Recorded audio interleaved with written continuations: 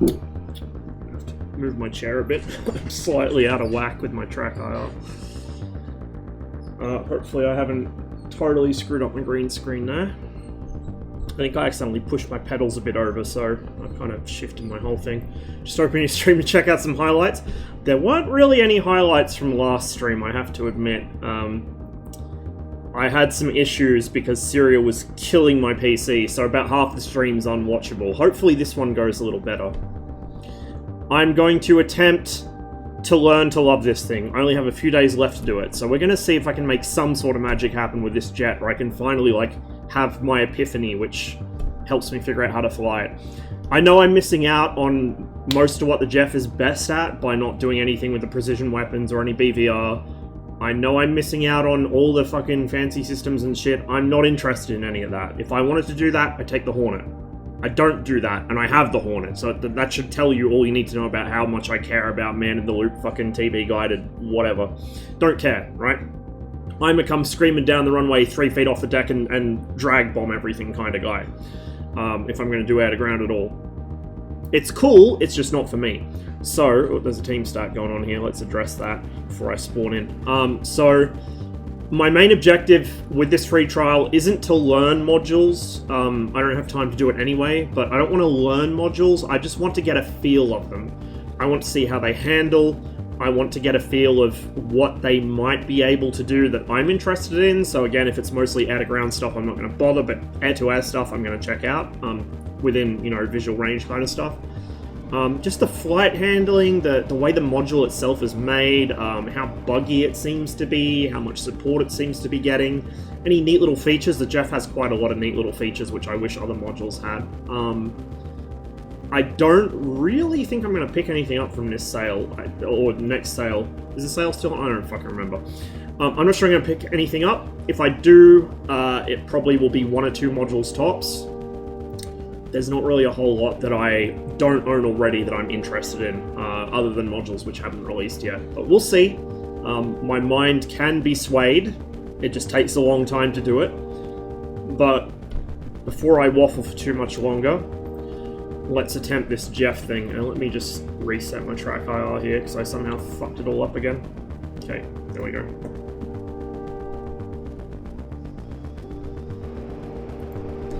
I still haven't bound a lot of stuff on this. Things like radar unlock, which I probably should have done. It'll make my life a lot easier. DCS is starting to take longer and longer to load, I've noticed. It never used to take this long. Even a patch or 2 ago, it never took this long, which is concerning. Now, I don't know how the IFF works in this. I don't even know if markers are enabled on this server. Yeah, they are. Okay, good. So I'll just use markers in the Jeff because that's all I have, basically, for IFF. I spawn so fast with this thing as well, I just have no real ability to turn on that initial merge. I gotta slow right down to do it. The other guy's trailing him, so he'll probably cover him. I'm too fast again. This is the big problem I'm having with this jet. I'm always either too fast or too slow. And it's really unpleasant coming from aircraft that either you can easily control their speed or it's less of a factor. This is really bad for me. It's the biggest problem this jet has, in my opinion, is it can't bleed the speed like the Mirage can, but it also builds the speed too quickly like the MiG-29 does. So it's always in this kind of unpleasant middle ground where it's either too fast or too slow. I suppose that's not really a middle ground, it's like the opposite of a middle ground, but I think you guys get what I mean. I don't know where my teammate is, I'm reasonably sure it's 2-on-1 here. Wait, am I blue?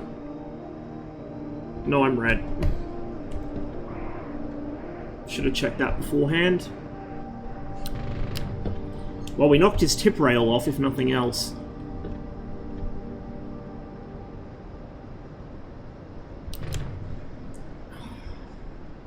I'm mega slow. The Jeff's thrust to weight isn't brilliant. It's not bad. It's a little better than the Mirage.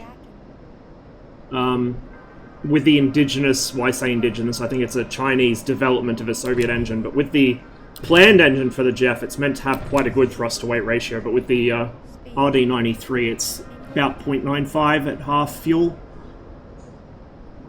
Which, again, is okay. It's a little better than the Mirage 2000C, but not a lot. Okay, well, he's dead. Possibly due to structural damage I did, I'm not sure. Speaking of Mirage 2000Cs, here's one. Hey, Kylux, Fecal, and Jazz. Yeah, by all means, Jazz. I'm on Mo Better Metas server. I'm not sure how long I'll stay on here. I got a bunch of stuff I want to do this stream. Cold War's on Search and Destroy. It's quite early mission. There's only a few people on, so I might wait to join that. But I have a bit of a surprise, I suppose, to try out as well after this. Something I said would never be on my PC, never be installed on my DCS, and yet it is. Because I want to show you guys what I've been talking about. I don't think that, I think show more than tell is the way to demonstrate things with DCS modules, and I have a lot to show you guys to kind of justify a lot of what I've said in the past, and to kind of counteract something which has been going on recently. You guessed it, Jazz, yeah. We're going to have a look at the Gazelle. And specifically, what about it really makes me not plan on buying it. Unless they do actually have the flight model as good as they say for the Kiowa, and then backport the new flight model behavior. Well, not behavior, but like the way they used to build it. If they backport that to the Gazelle and basically totally redo its flight model, I'd consider it. Because the art's nice, like the art for it's good, it's an interesting helicopter, it's an iconic helicopter, the weapon systems are interesting, you know, it's a nice light scout helicopter with light weapons, it's my kind of thing, but that flight model is the big barrier, and I want to show you guys why, instead of just sitting here talking about it. Because I think a lot of the recent... There is one really good video, it's been posted in my Discord about 2 or 3 times now by Eric Scott. It's like an actual data-driven breakdown of the issues with the flight model. But a lot of the recent stuff put out about the Gazelle and its flight model and the attendant drama has been kind of really remiss in not demonstrating the issues, or, you know, at least demonstrating a counter-argument to them from both sides of the argument. So I want to actually demo it for you guys. Again, I'm struggling in this thing. Oh, it's a... is that a... It's an 18, yeah. I'm way slow. He's easily going to get me here if he just pulls his nose. I really do want to like this jet. I honestly do. I think, like, it's a nice looking jet. I quite like the look of the Jeff, but I've just had so many issues trying to get used to it. I know, again, guns-only dogfighting is like the worst possible way to demonstrate this. And I want to be clear, I'm trialing the Jeff here. I'm doing it and sharing my thoughts, but I'm not trying to persuade or dissuade anyone to get the Jeff. This is just my observations. If you're into air-to-ground stuff, or BVR, get the Jeff, like, seriously.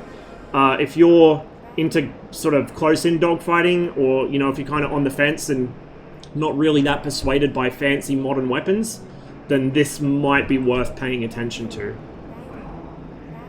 But for the most part, it's just me, you know, making observations about how I like to fly and what it does or doesn't do that I like. I'm gonna eat shit here, I think. I can't quite get rid of this guy.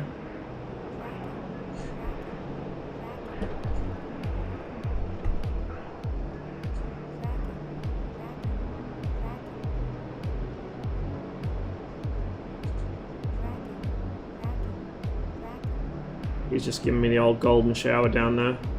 Which is, you know, a thing he can do. He has a lot of ammo for that gun, and a pretty accurate gun sight. I have to really count my shots in this, basically.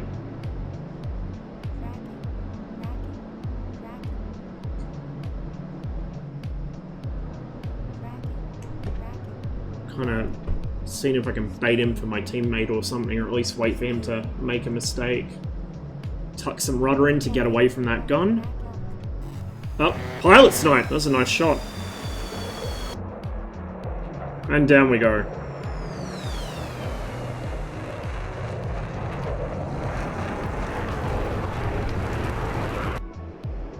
Thoughts on the cockpit of the Jeff? Yeah, nah, not for me. Not for me, dude.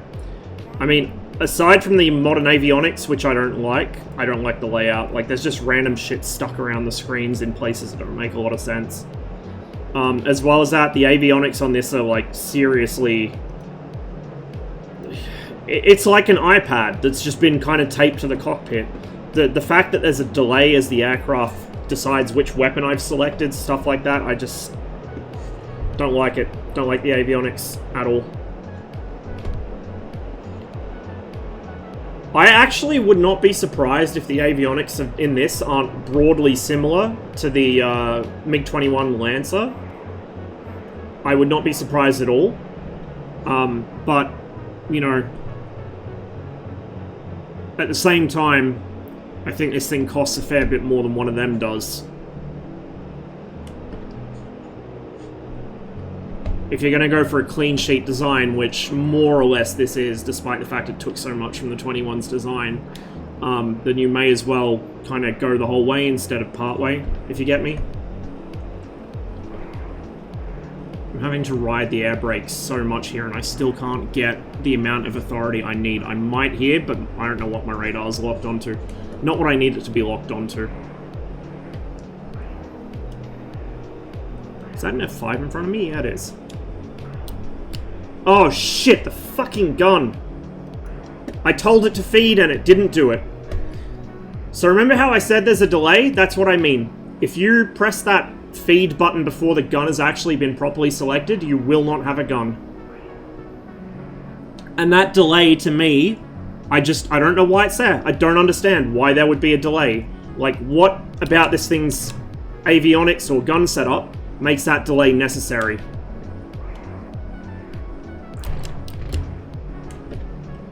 Also, the horrifically badly harmonized gun sight that always shoots low and left, or low and right, never actually where it's pointed. There we go. First kill of the day in this thing.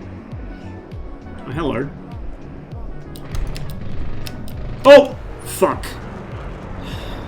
That was not intentional.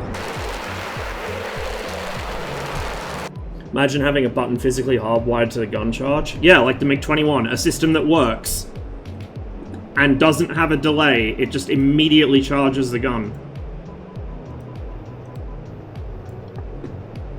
Hope that guy didn't think that was deliberate. That was just sloppy flying from me. I didn't mean to ram him.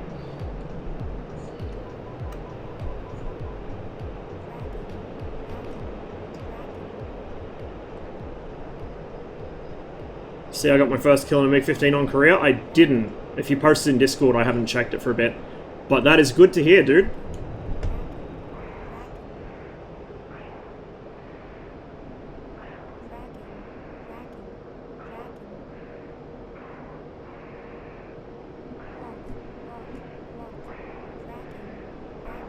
He's coming back up at me.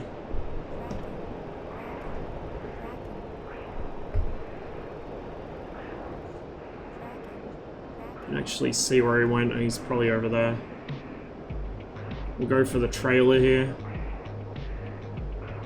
It's a flanker of some description. 27. Actually, is it? No, it's a Hornet painted as a flanker. Silly me. There's the fucking 6G limit. See how easy it is to slip through that and just lose all your available G? That is what really kills this jet for me. I could put up with everything else if it wasn't for that.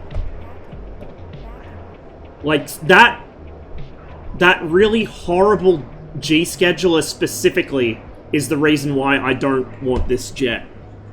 I could tolerate the modern systems, I could tolerate the bad gun sight, I could tolerate all the rest if it wasn't for that.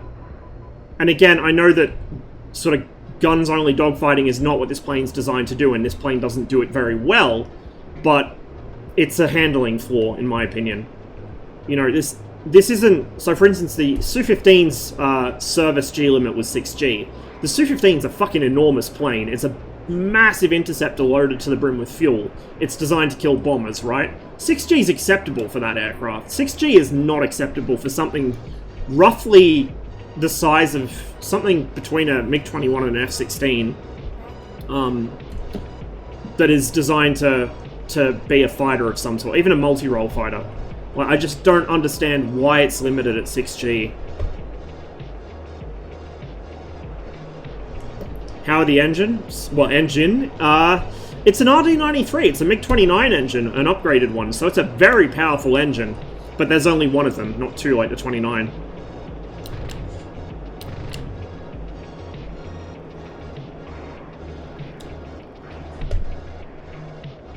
Again, like, your power-to-weight ratio with half fuel and 2 air-to-air missiles, what the fuck was that maneuver? Is about 0.95, which is slightly better than the Mirage 2000C. What the fuck? Well, that's a first. We just saw an F-18 Sad Turtle himself.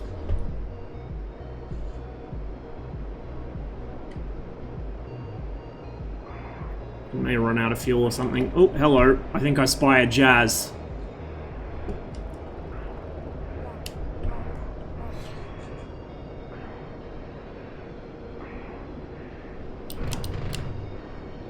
Wow, I actually landed a hit on a MiG-21 of all things.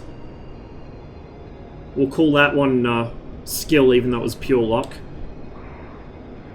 See, if this gun sight was actually accurately tuned to where the gun barrel's pointed, it would be a good gun sight. It's just like the Mirage, but the problem is, unlike the Mirage, the guns aren't... Well, the gun, singular, isn't centerline on this. And on top of that, it's canted. And I think it's towed out away from the centerline as well, like, directionally. It seems to be towed out to the right side, away from the nose. So it's just a really awkward gun mounting, which makes it not suitable for air-to-air gunnery. You can do it, it's just, it's really difficult, and the aim point doesn't seem to compensate. Why they didn't mount it down the center line, I don't know. Well, I guess because there's a hard point there, maybe. I'm sure they had a reason, but it would eliminate so many problems with gunnery in this thing to just mount the gun down the center line, like the MiG-21, MiG-23, you know. Like the Mirage.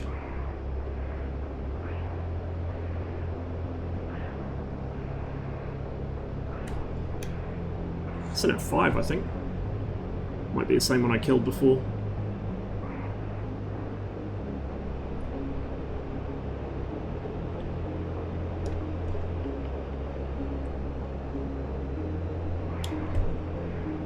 I'm having to constantly ride the brakes.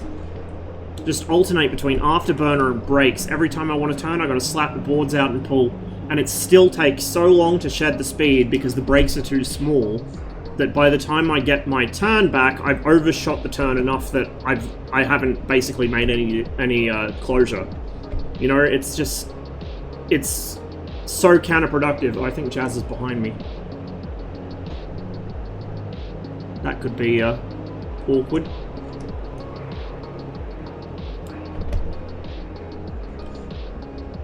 Here's our little F5 buddy. See, again, I'm too fast. I'm holding the brakes out here, but because I'm in a dive, I might not even clear the ground. And I've just lost all the closure I made. Now, would this be better in 2-circle? I don't know, maybe. Quite possibly. Oh, never mind. What am I missing? Just the fly-by-wire channel? Direct link? Nope, that doesn't help. So I have roll and yaw. I have no pitch. So if you... Yeah. If you lose the FCS, you have no pitch authority. There's no... I mean, it's supposedly quadruple redundant in the pitch channel, but it's not going to help if the FCS is gone. And I think I've got it on the manual bypass, and it still isn't giving me any authority. I guess because I'm stalled out anyway.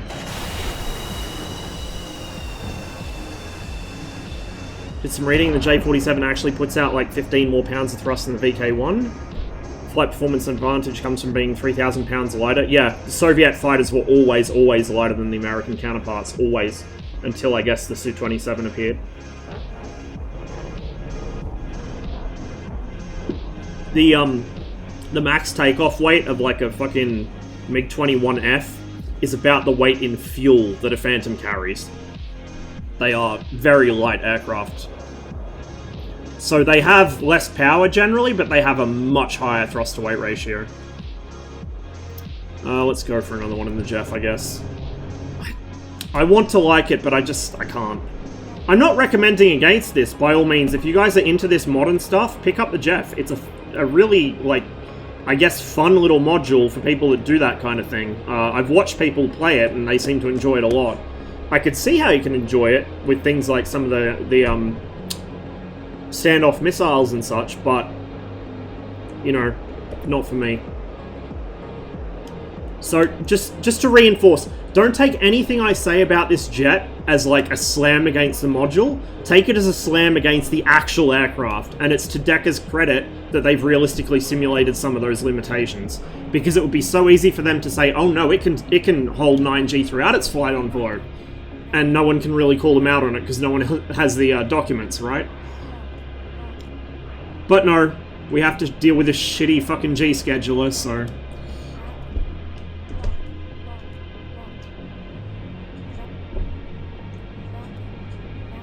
Jazz doing his tumbly boy routine, which this thing can actually kind of hang with at low speed, but as soon as the speed picks up, it can't.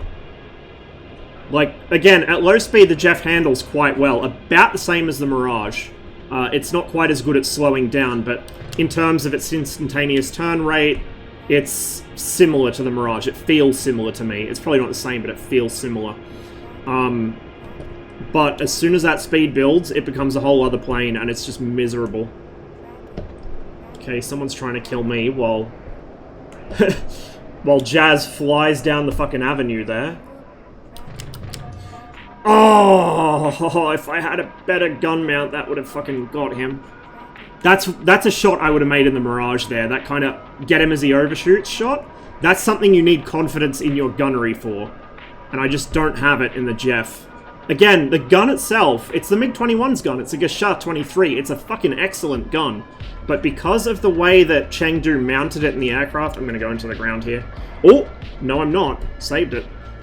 Because of the way they mounted the gun on the aircraft, it's just really not good for that kind of thing. I'm just trying to get the hang of its flight handling and see if I can find some way at least that I can enjoy it. Because, like I've been saying to chat, you're never going to see me using the smart weapons, so I'm not going to enjoy that. The only way I'm going to enjoy this jet is if I learn to enjoy its flight handling. Not sure what that's all about. And I was kind of hoping that if I just, like, slam my head against the wall enough times, it might stop hurting. And I might kind of crack it, kind of like I did with the MiG-19, but... so far, it's not forthcoming, but I might just kind of keep the Jeff on my short list of modules to try every time there's a free trial event, because I hope ED continue to do these. They're fucking excellent, and I'm sure they bring a shitload of money into the game. I might keep it on my sort of list, and every time there is a trial, I might try it out again just to see. Maybe one day I'll finally work out something about the jet that I do like enough to buy it, but not yet, not yet. So I'm going to do a few sets in this just to warm up, then I'm going to switch over to something completely different. He's landing, we're going to leave him alone, we'll go for this guy. Which is that same Mirage.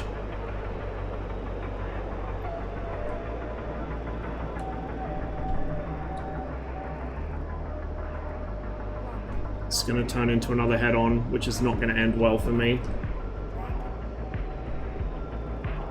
Rudder away from his guns. There we go.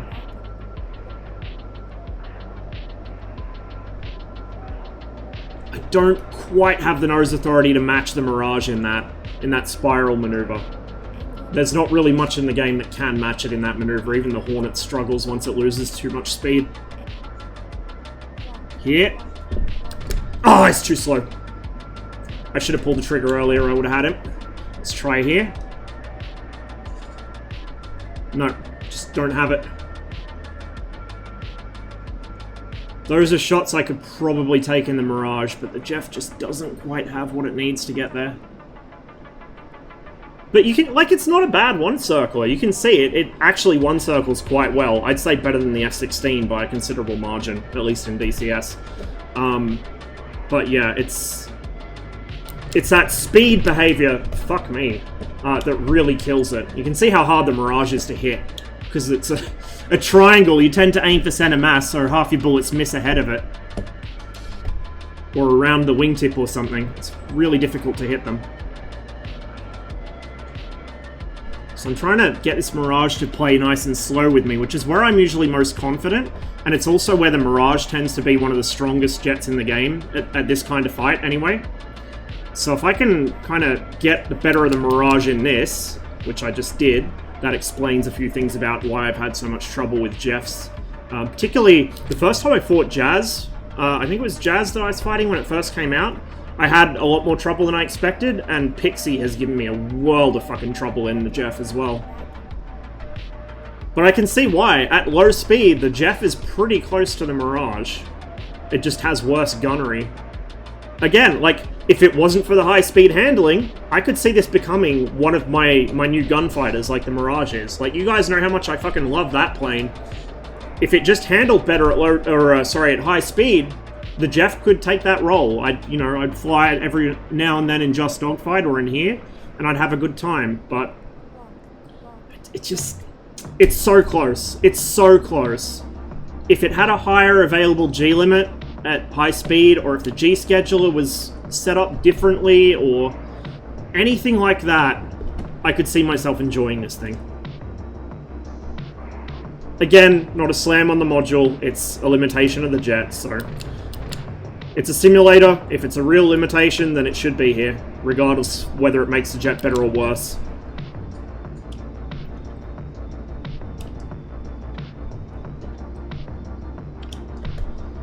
And this is interesting, because we're going to see here just how well we can hang with a 21 that's doing this roly boy business that Jazz does. I used to do it more in the 21, I still do occasionally, but it leaves you very low energy and with bad situational awareness. The main reason I stopped doing this kind of thing in the 21 is because if I forced an overshoot, which is very easy to do by doing that, I'm out of ammo. If I forced an overshoot by doing that, I immediately lost sight again, so the whole overshoot was for nothing, right? Totally for nothing.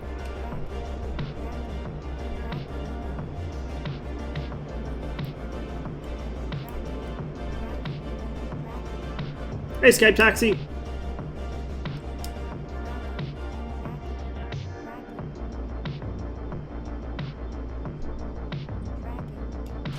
Oh, who got me? Oh, the Mirage.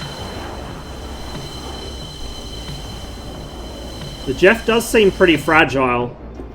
You know, one good burst is definitely enough to take it down, it seems. I think it was reasonably hardy when it first came out, so they may have adjusted the damage model a bit. It feels pretty good now. You know, if it gets hit, it generally dies. Yeah, the Jeff has got them too. He puts smokes on everything, I think. I don't know why.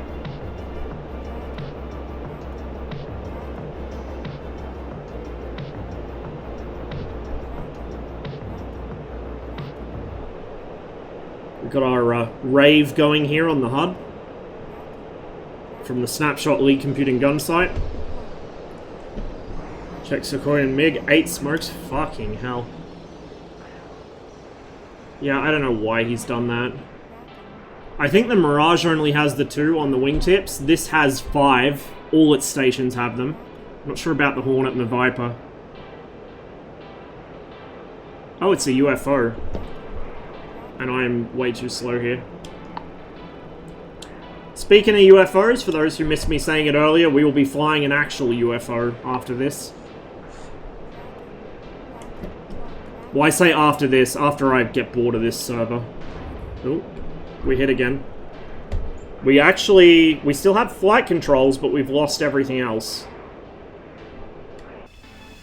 So we took a pretty solid hit there. The engine appears to be gone as well. Yep. That was a pretty beefy one. Ah, oh, it overrolls really badly, and there goes the pitch. The Jeff Jeff does some interesting stuff when it loses that flight control system. Very interesting stuff. What else have we got? Holy shit, there's a lot of blues.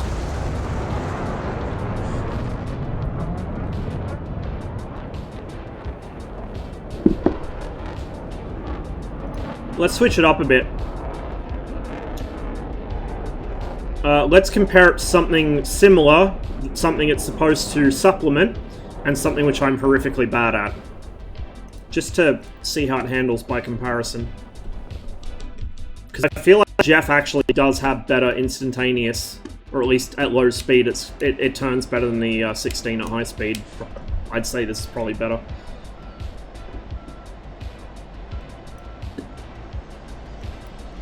It is just a hunch. Just a hunch. And I think we can get rid of the markers now. I think the IFF in this thing should display like a crossed box if it's friendly. I'm not sure though. We're a bit fast, so we're going to tickle the brakes. We're vertical.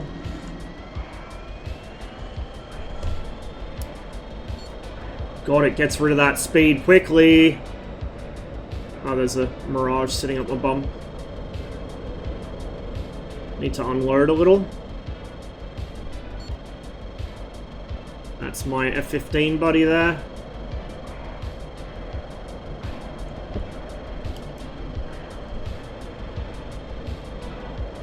That Mirage is really stuck to me, huh?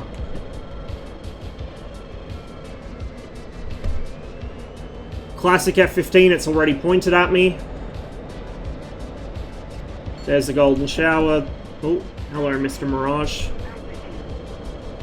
Need to unload here. Yeah, I'd say the Jeff actually does handle better than the F-16 in DCS. I've got a conga line behind me. 3-on-1.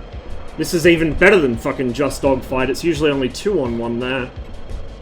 Fucking 3-on-1. Oh, there we go, the trailing guy. Oh, which was Jazz. Knocked a stab off, I would say. No, he knocked my V-stab off.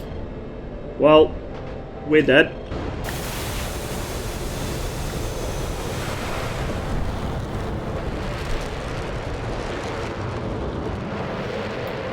And let's just do a quick one in the Mirage. Just the one.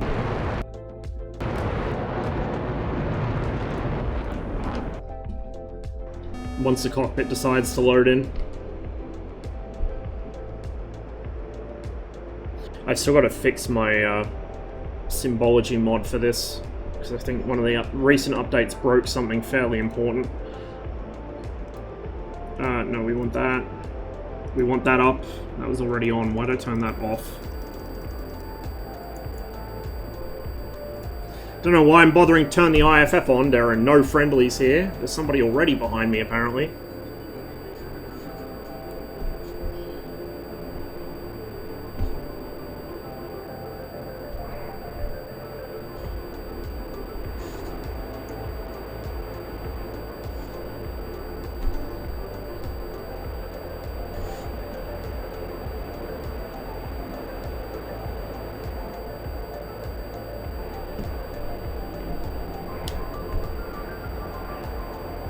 Ah, there was. Yep.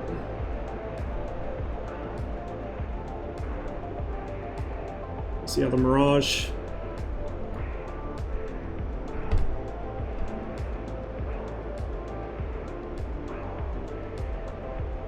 He kept his speed up, so I didn't really have the range I needed there for a shot as he crossed my nose.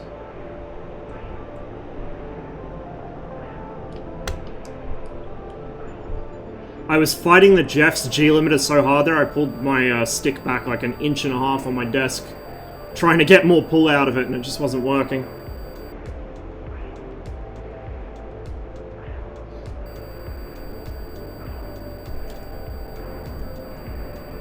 Is he going to try force an overshoot? God, I hope he does. There we go.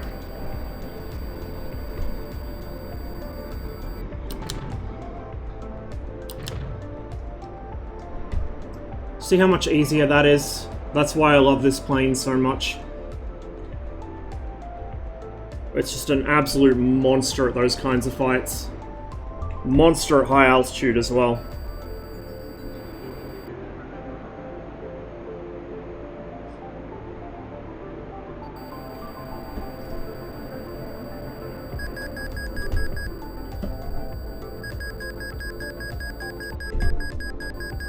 There goes Carlos Jr. Oh, someone else hit him. Oh, I forgot to set my backup sight. I'll do that now. Got another one over there somewhere.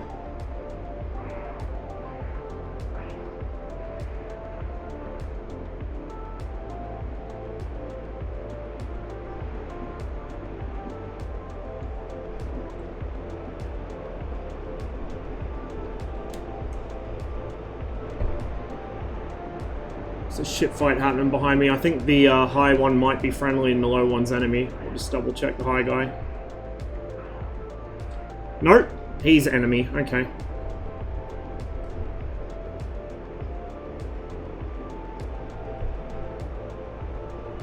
The F-14?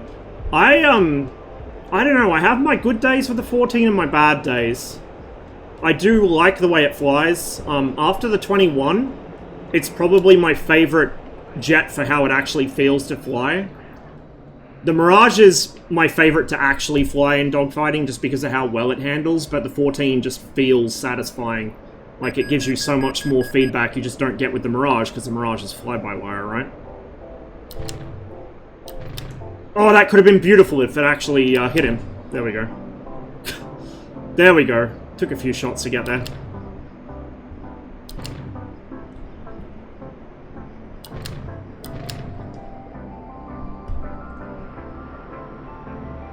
I'd say he's got no engine. You guys can probably see why I fucking love this thing so much.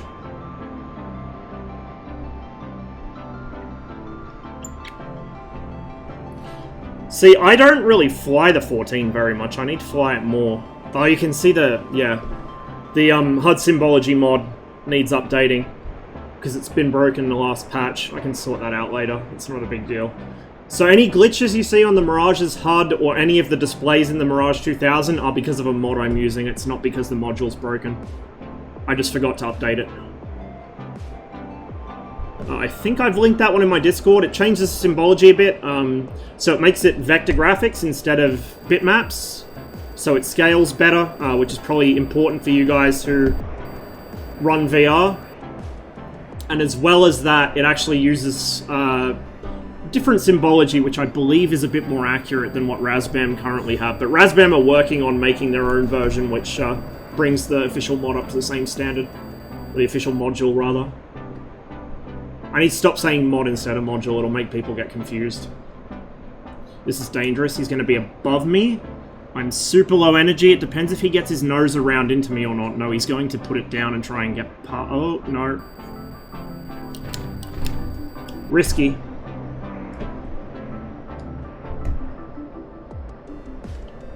Okay. Slowly start unloading, build some more speed, and try pulling behind him now.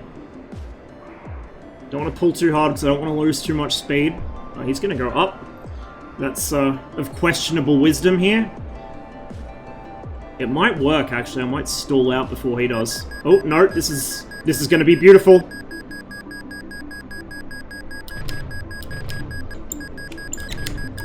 Oh, it could have been. It could have been, but I just didn't have that last little bit of pull I needed. We got him in the end anyway. But you can see what I mean. I can aim this thing with the power of my fucking mind. I don't even need to look at the gun sight. Like, especially for those close-range snaps I make with the Mirage, I'm not looking at the gun sight. I'm kind of, like, keeping the HUD in my peripheral vision. That gun cross, the backup sight which I turned on, I use that as an anchor point on the edge of my vision, and I just kind of wait for the kind of axes to line up, and I just pull the trigger. It's true, that looks about right sighting system. True TLAR sighting. Wait until the things look like they've lined up. Oh, I'm out of ammo. He would have been dead there. And then just pull the trigger, and the magic happens. You guys want to see how short we can short field the Mirage here? Let's see if we can land on that short little taxiway. Oh, I might have bled a little too much speed for my own good there. Come on, get effective flight control. Get our wheels down. Oh, there's a fucking truck in the middle of it.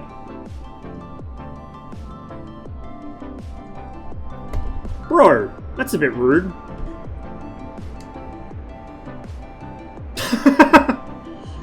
Bye-bye. Alright, let's try something else then.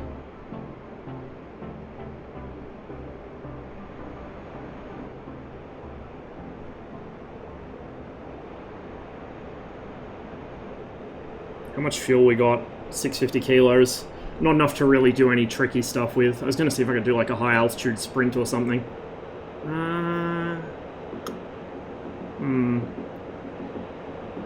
We could try the parking area at Tbilisi Airport. Taxiways are fucking easy, but we could try the parking area.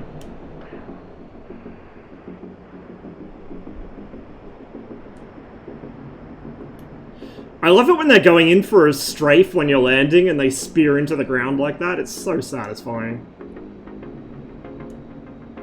Okay. Dump a shitload of speed here. Not that I'm going to use the approach mode, but we'll just pop that on. Need a little more power because I'm going to be pulling some serious AOA here for this last turn. Kick the rudder. Bit more rudder, bit more rudder. There we go. There we go. Cut the power to idle. Brakes out. Ooh, she was a little rough, but we got down. And then we'll see how well I can stop it. The emergency parachute on the Mirage is super effective. Super, super effective. Look how short that distance is I landed in. I think that's shorter than even my shortest MiG-21 landing. And although it was a bit of a bouncy landing, we did not damage the gear and we did not damage the plane.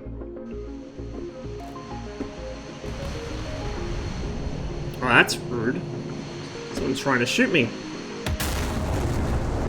But yeah, that's why this is my go-to gunfighter. That's why I love the Mirage so much.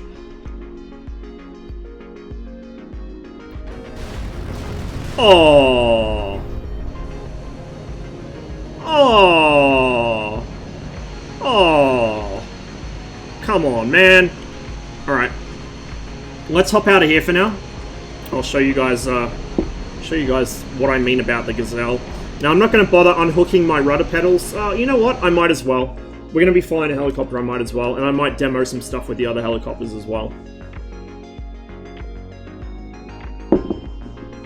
And if you're wondering why I'm talking at like 500 miles an hour, I chugged like a liter of energy drink earlier, which was a really dumb idea.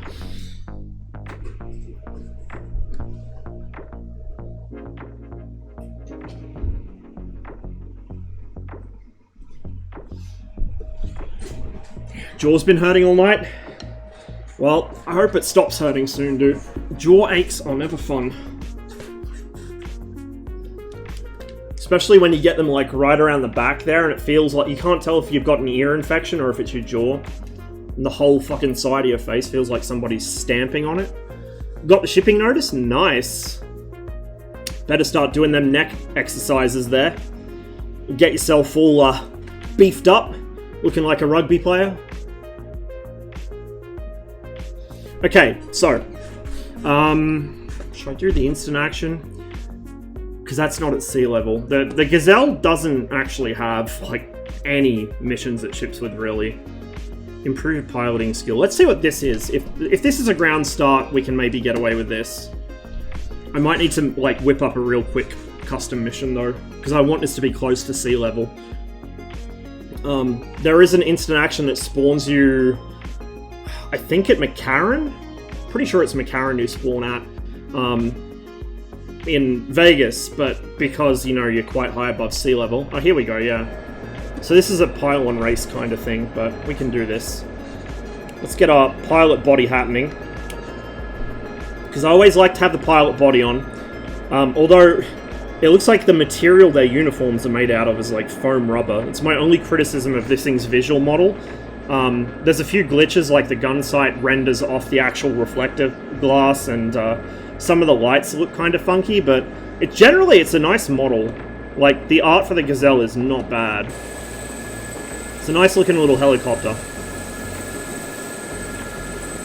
But let me show you guys what I mean. So we got our little control window there. Now, just before I start, I put the recommended curves on with some minor modifications. So if I show you my control curves, our collective is set to 70 saturation on the y-axis. Our cyclic pitch is set to 40 saturation. 40 saturation in pitch. That's what you have to turn it down to get this thing to behave like an actual helicopter. And then I've got a 10% curve on it just because I felt like having a straight line was kind of weird. I usually have a slight curve on my pitch and yaw, or sorry, pitch and roll. So I did the same thing here. It's only a small one. So we got 40 there. We got 25 on the fucking roll axis. 25. That's what you have to turn it down to. And these are the actual recommended settings, which I believe even Polychop officially recommend now. Certainly it seems to be the thing in their Discord that people recommend. And now we've got 60 saturation on the pedals. I put a slight dead zone on it just because the crosswinds are very good and the sensor is excellent, but there's just the tiniest bit of center travel right around the detent where they have a little bit of play in them. Just the tiniest little bit. And just to get rid of any issues there, especially because of how sensitive this thing is, I put a dead zone. I usually put about a 5% dead zone there, just because it makes it a little easier, a little less touchy. And your axes for almost all the modules in this game are really oversensitive. The Warbirds are probably the worst offenders. Anyway, 60 saturation on this, curve of 15. Yep, rightio. So, those are my controls.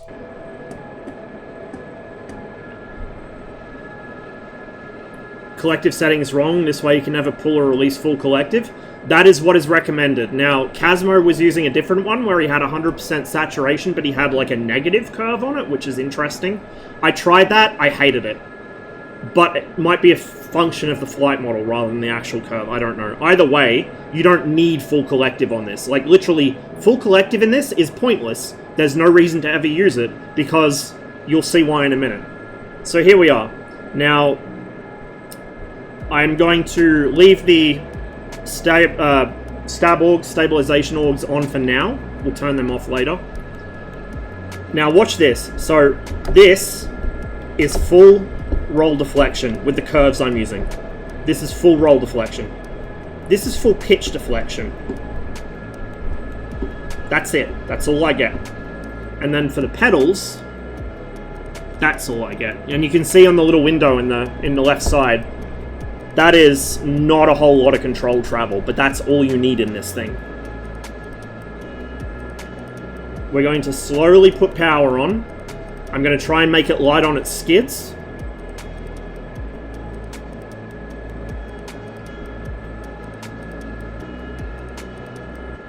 Put in some right pedal because I know it's going to swing left.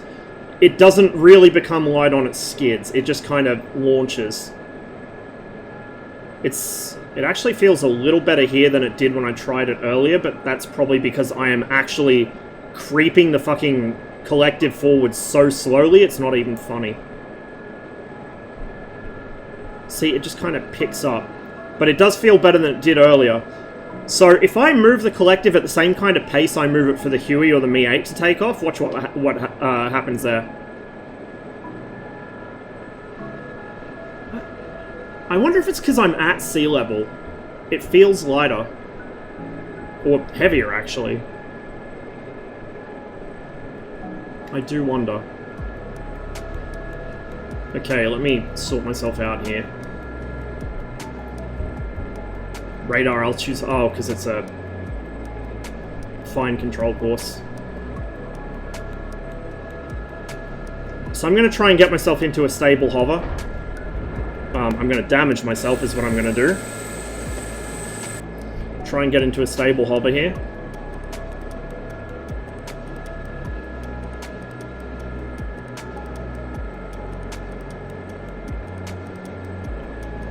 I can't.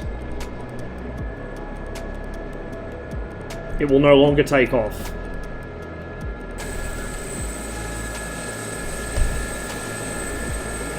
I'm glued to the ground. Interesting. Okay, we're just going to go to the other mission that I was talking about. It may be the altitude's affecting it really badly, but I don't think it should have that much of an effect. So we'll go to the incident action on Nevada, which is cold start. I'm just going to auto start it. I'm not going to bother learning the startup procedure for this thing. So my initial impressions, which I had off stream, were on this mission that I'm about to launch. And it immediately, it didn't become light on its skids, it just jumped off the ground, and I had to immediately kick the rudder right to counter it. It also... It hovered really easily. Everything this does, you can basically sit center stick, which is very odd. Now, people keep sort of toting around this idea of an autopilot. That's not how an autopilot works, not in a helicopter. The Mi-8 has an autopilot. I still have to trim the stick and move the controls around. You know, if I want to bank the Mi-8... I just realized I'm probably getting cut off here because DCS is loading. But if I want to bank the Mi-8, I have to pull the stick over and trim it. And the Mi-8 will then maintain that attitude. Like, you have to move the stick and hold it for everything else, right? And I see nothing that suggests that the Gazelle has this system which makes it behave like fixed wing controls. So we're going to sit here. I'm going to put on the same loadout I had earlier, because maybe it's a weight and balance thing. Maybe that's why it felt a little more spry or a little less spry that time. And I just had the IR deflector and the sand filter. And then I defueled it to like 90%, because the sand filter weighs a shit ton. We're going to just crank that up so we can see a bit better, and then we're going to auto start. Bring up the controls window again. Refueling complete.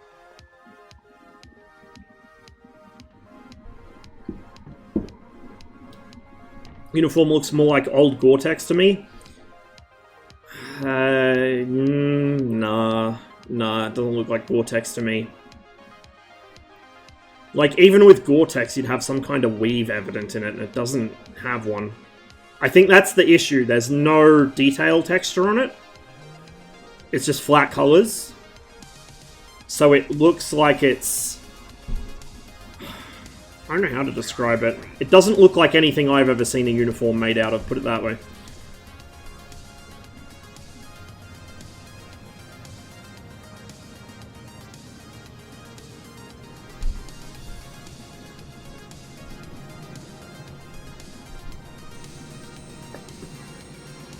So, we just got the dust filter and the IR reflector, that's it. We're not carrying any weapons, we're 90% fuel.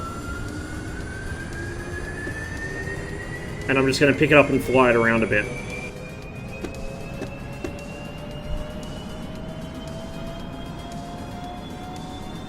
All the stab augs are still on for this. So I'm going to give it some... Actually, I'm going to hold it neutral pedals so you can see what happens.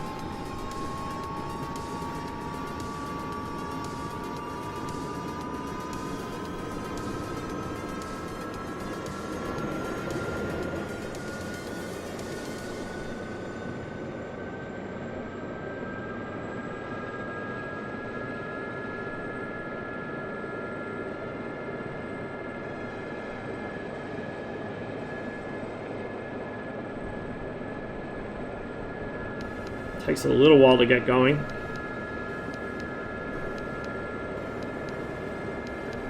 So I think this down here is the entire autopilot panel. So I'm pretty sure everything on here, if we turn that off, we should be full manual.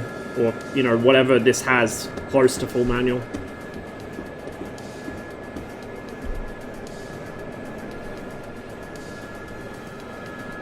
And again, this is bearing in mind, I've turned all my curves down so far, some of them are almost flat, Like, my roll curve is 25% saturation. The only time I've ever touched saturation for anything in DCS is the MiG-21's roll axis, because it's so sensitive. And I turn that down to like 70 or 80. And that's just because I don't like it being too responsive in roll. You know, I could turn that back up and then just use the stabilize mode, but I prefer not to.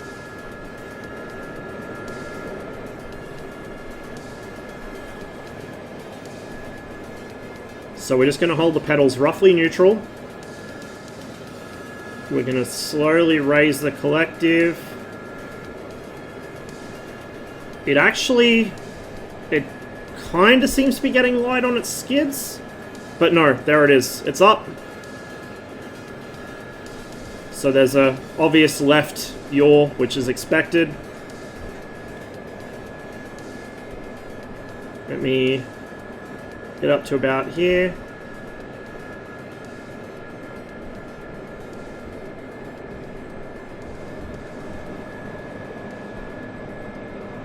So I think by the numbers, this thing needed like 75% collective to hover in ground effect when the Americans trialed it. We're sitting at about 40, and we're hovering in ground effect with no problems. Let's take it up a little higher.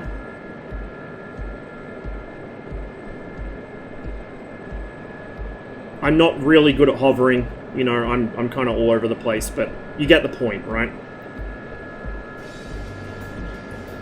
Get a little bit higher. I'm not actually sure what altitude I need to be for it to cut out, but we'll take it up, say, here or so. We should be high enough.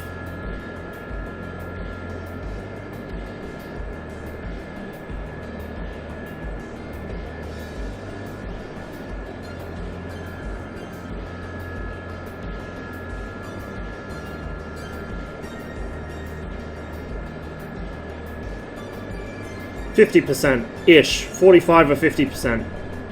It's basically no power to hover compared to what it actually needs, which again, 75% in ground effect. I don't remember what the figure was for out of ground effect. So I want to show you something else now, so let's pick speed. I don't know why my track IR is lagging so badly.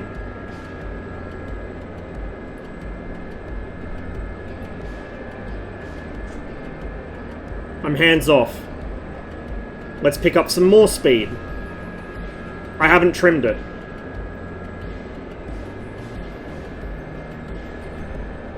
Put on a bit more power as well.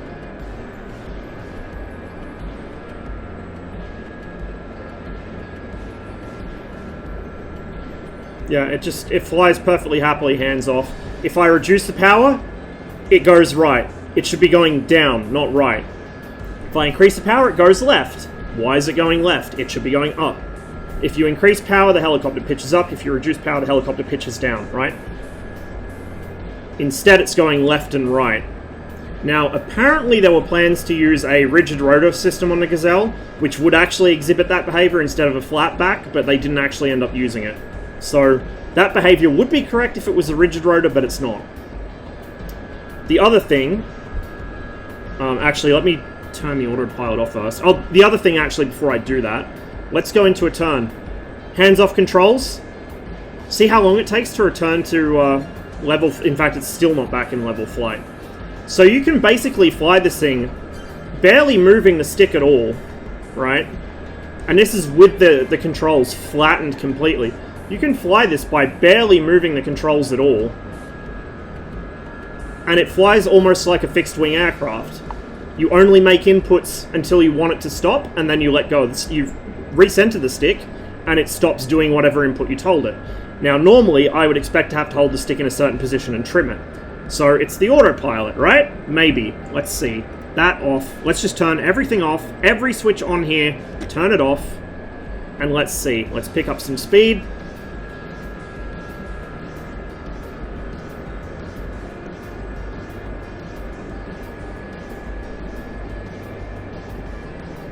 I do not have to move this stick at all in the pitch axis to account for the change in speed. That is a trait every helicopter on Earth demonstrates. as you build speed, you have to push the stick further and further forwards. As you reduce speed, you pull it further and further back, right? It's not demonstrating that. It's always level, basically. And then, again, power changes. It rocks left and right instead of up and down. And again, if we go into a turn, hands off stick, it maintains the turn. So, like, I'm not even... This is what people mean when they say the flight model feels like it's on rails. This amongst other things, but this is how a fixed-wing aircraft should behave in terms of control response, not a helicopter. So you basically don't need to trim this thing. Like, there's no reason to ever trim this thing. You can turn the trim system... where is it? There. Turn the trim system off, because you're never going to use it. There is literally no point to ever use trim, because the helicopter is never out of trim. You don't have to move the controls at all to account for speed or power, right? And then, the other thing, I'll have to build some altitude to demonstrate it. The other thing is what you get in place of... Actually, can we VRS this thing? Now, I am not really a helicopter guy, so I do not have any great wisdom on whether DCS over or under models VRS. According to Gato, who does fly helicopters for a living, it over-models it, and I've heard that from other people too. It wouldn't surprise me. I don't know how badly, though.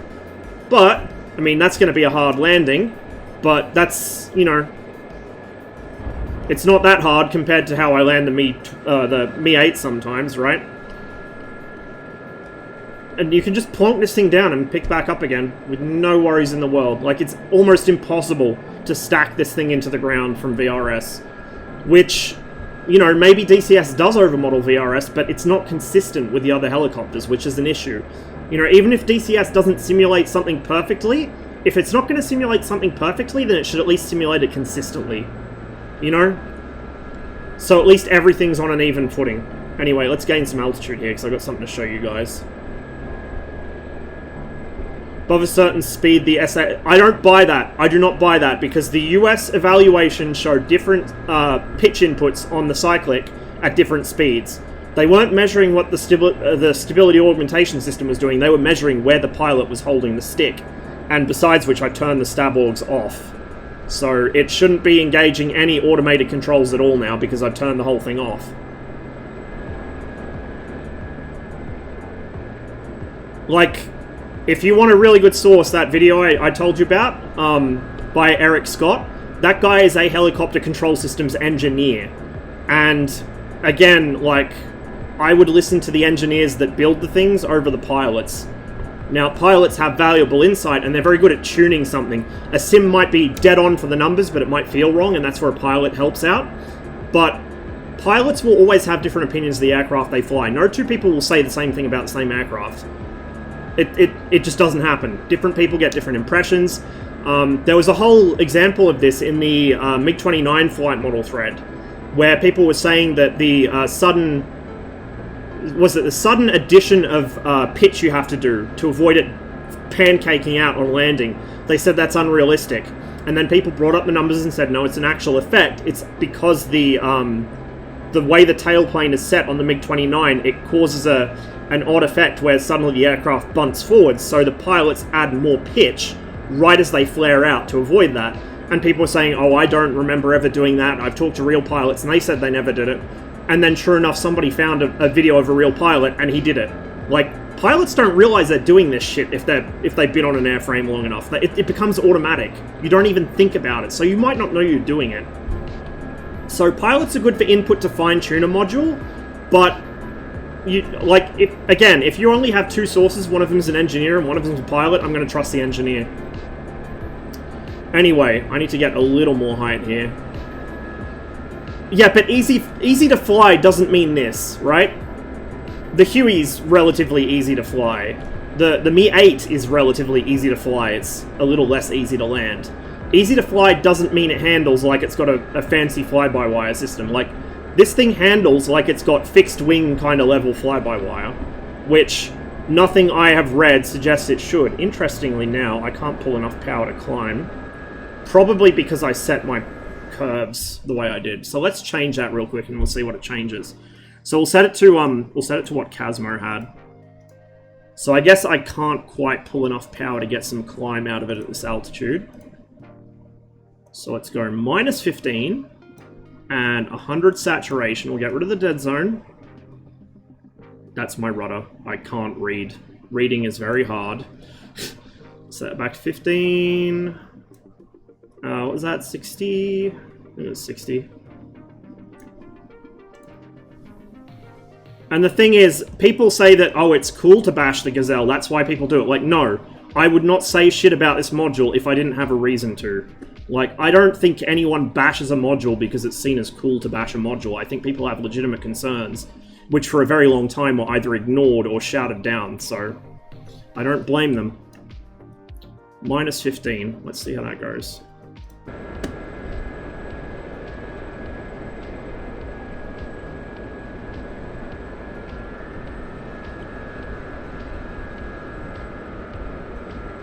It actually doesn't want to climb any higher. I guess because I'm moving forward a lot faster than I thought I was. There we go. Now we'll just climb like this. I don't have a good visual reference for where the the waterline is looking forwards, because I haven't adjusted my camera view in this. So I get slightly disorientated, which is also one of the reasons I tend to leave the gun sight turned on in the MiG-21, even if I'm not using the weapons. Alright, let's get to this altitude. Let's find a nice, open, flat patch of ground, and let's try and build a shit ton of speed. I can't actually force the nose down any further than I have there. It begins a really hard right roll. There's no pitch at all, it's just a right roll, and once you're in it, you can't get out of it. I think that is supposed to be a retreating blade stall, but normally you'd expect some pitch. It would go to one side or the other eventually, but you'd usually expect some pitch, right? And this doesn't pitch, it just rolls. It augers in like the MiG-15 does when the ailerons lock up. So, I really don't think... I'm sure the Gazelle's easy to fly, like I'm quite certain it is. I'm quite certain it does have quite a nice stability organ autopilot system, but... Again, the Mi-8 has a really sophisticated autopilot system, and it's a much larger helicopter, so it can fit a sophisticated autopilot system in it, and it can't do the things this can do. Like, this to me, flying the Gazelle in this to me, feels like I'm flying the Armour 3 helicopters. And that's probably the closest comparison I have. They have the same kind of feel to them, they have the same kind of tendency to leap off the ground suddenly, they seem to be just as sensitive, and it's not a case of the Gazelle's a twitchy aircraft because it's light, everyone knows that. It's a case of, if you need to set your control curves this low for the module to not twitch around like an RC drone, something's not right. Something's not right. So, like, I hope that they can get the Kyle where it needs to be, and they've got certainly the SMEs on board to make that happen. I'm just hoping that the actual procedure of getting the flight model done is up to scratch. And hopefully, if it is as promised and it comes out and everything works, they can backport that to the Gazelle and make the Gazelle behave like it should. But this doesn't resemble any of what I'd expect a helicopter to do. And it's not like, you know, people like to compare one module to another or one aircraft to another. This isn't that. This is comparing a helicopter to helicopters in general. Like, I know the Gazelle has a somewhat unconventional layout with the fenestron in back and everything, but a helicopter is still a helicopter, right? And this is not a new helicopter either. Gazelle's been out since, what, the late 60s, early 70s, may even be older than that. I would expect it to behave a certain way, and it just doesn't. It just flat out doesn't in DCS.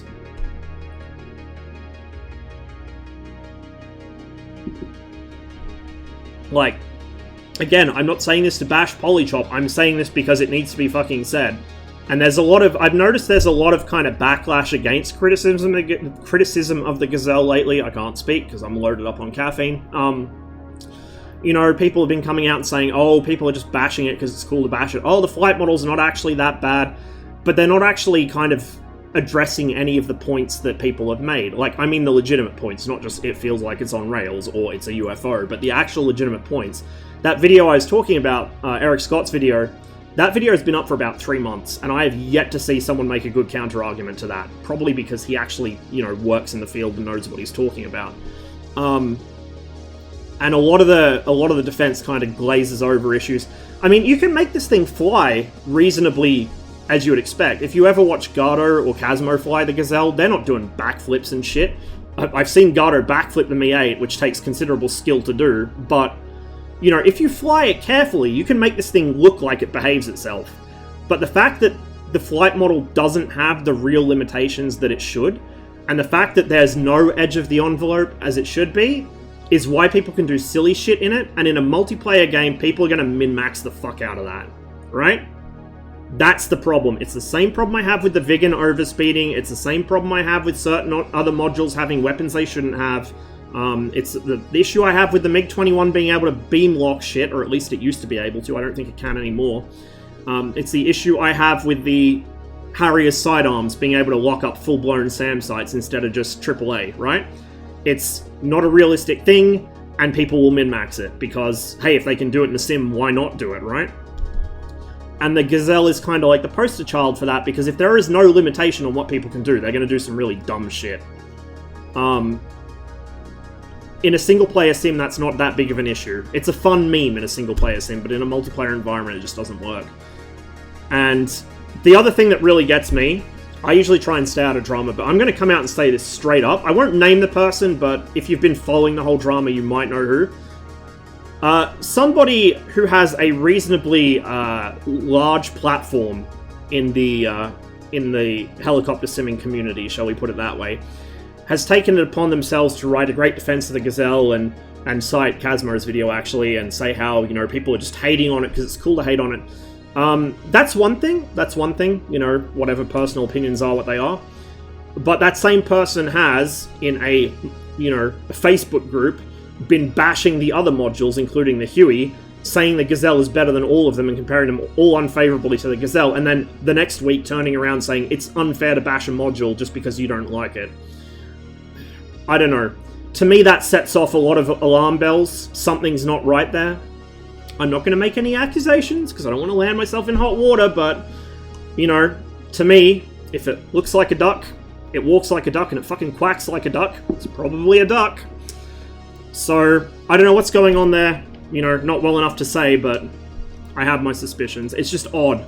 And I think part of it too, like, real talk, I think part of it too is kind of like,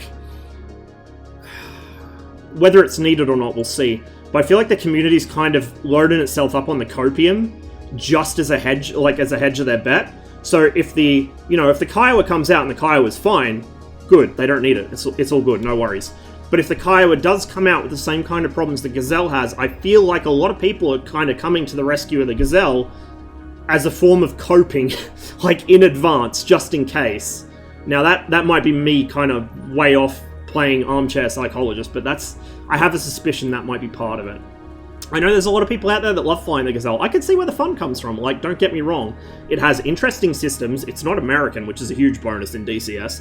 It's a fun little scout helicopter, it just doesn't fly like it should. If they could fix the flight model, and there's some issues with the damage model too, but it's not as bad as it used to be. If they could fix the flight model, honestly, that would immediately absolve pretty much everyone's complaints about it. That is really the only thing left with the Gazelle that is in any way severe. Like a lot of the other issues where missiles were phasing through it, I think that was fixed a while ago. I don't know if the RWR's been fixed, but it doesn't really matter that much. It's not that big of a deal. The Mistral needs fixing, because I suspect it's still overperforming, but I can't really prove that, so... It's not an AIM 9X anymore, put it that way. But if they fix the flight model, it'd be fine. But yeah, I don't know.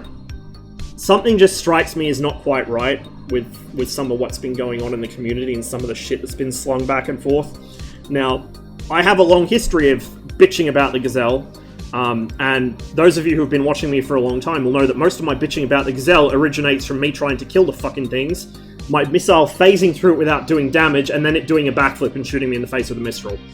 That's usually why I bitch about the Gazelle. But at the same time, like I said, in a multiplayer environment, if you don't have those limitations in place, it's not fun to deal with.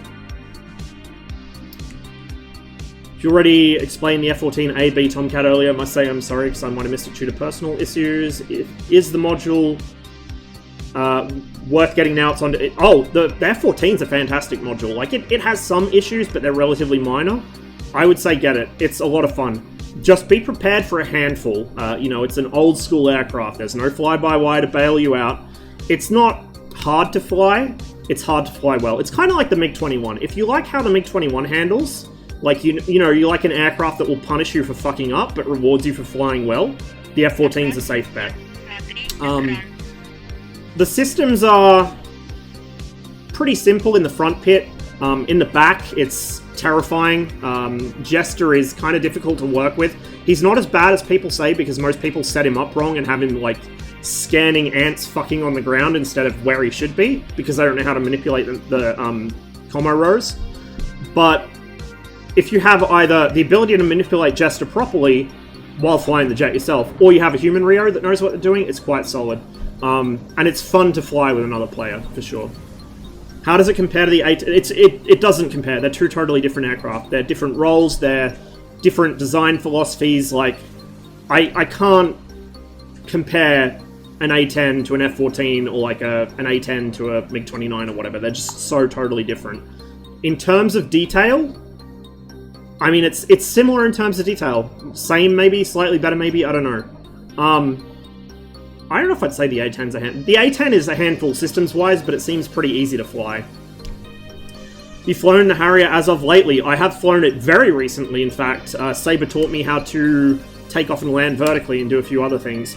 I have not used any of its systems because MFDs scare me. I get terrifying nightmares from computer screens. But it does seem to handle quite nicely. I feel like it's still... The inertial coupling in the roll is still super sensitive, but it may just be a case of, like the MiG-21, where I need to just cut my sensitivity on my end because I'm using a desk mount, or like a desktop stick, not a desk mount. It might be better if I had like a full-on stick extension, but it handles pretty nicely. The systems that I do know how to use are pretty nice. It's a nice plane. But yeah, as for the A-10, you can't compare it to the F-14, you can't compare it to the A-10. If you like doing ground pounding, buy the A-10. If you like doing air-to-air, or doing like old school, like dumb bomb runs, go for the F-14. If you like, multi-crew stuff, go for the F-14. If you like just chilling by yourself, circling a target, killing things as they appear, go for the A-10. If you like computers, A-10. If you like mechanic stuff, like old school machinery, and analog stuff and vacuum tubes, go for the F-14. Although I'm pretty sure it doesn't have any vacuum tubes in it. I think it's all transistors. Man, that second energy drink was really a bad idea.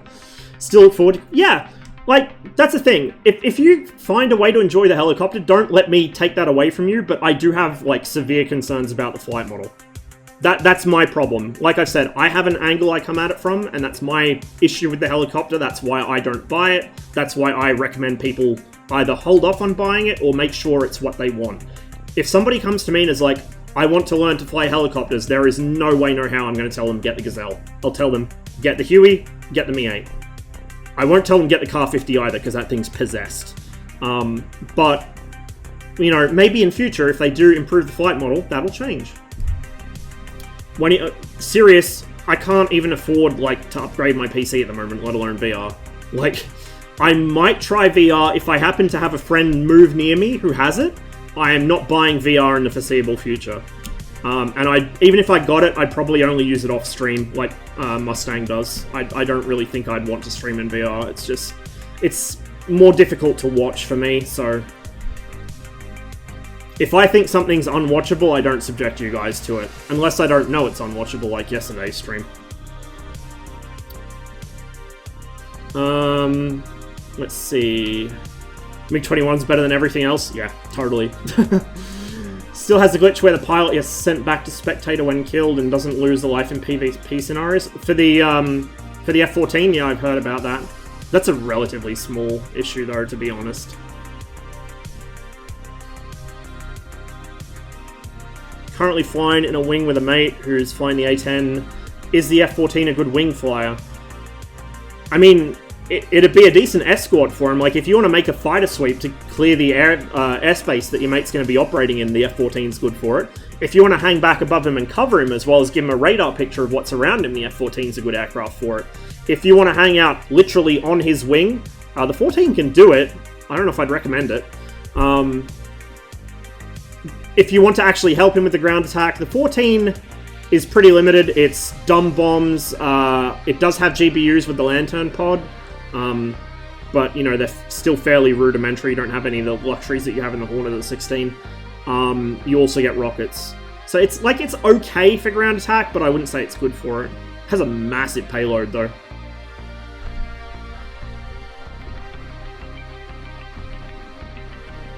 Can't go back to track hire from VR.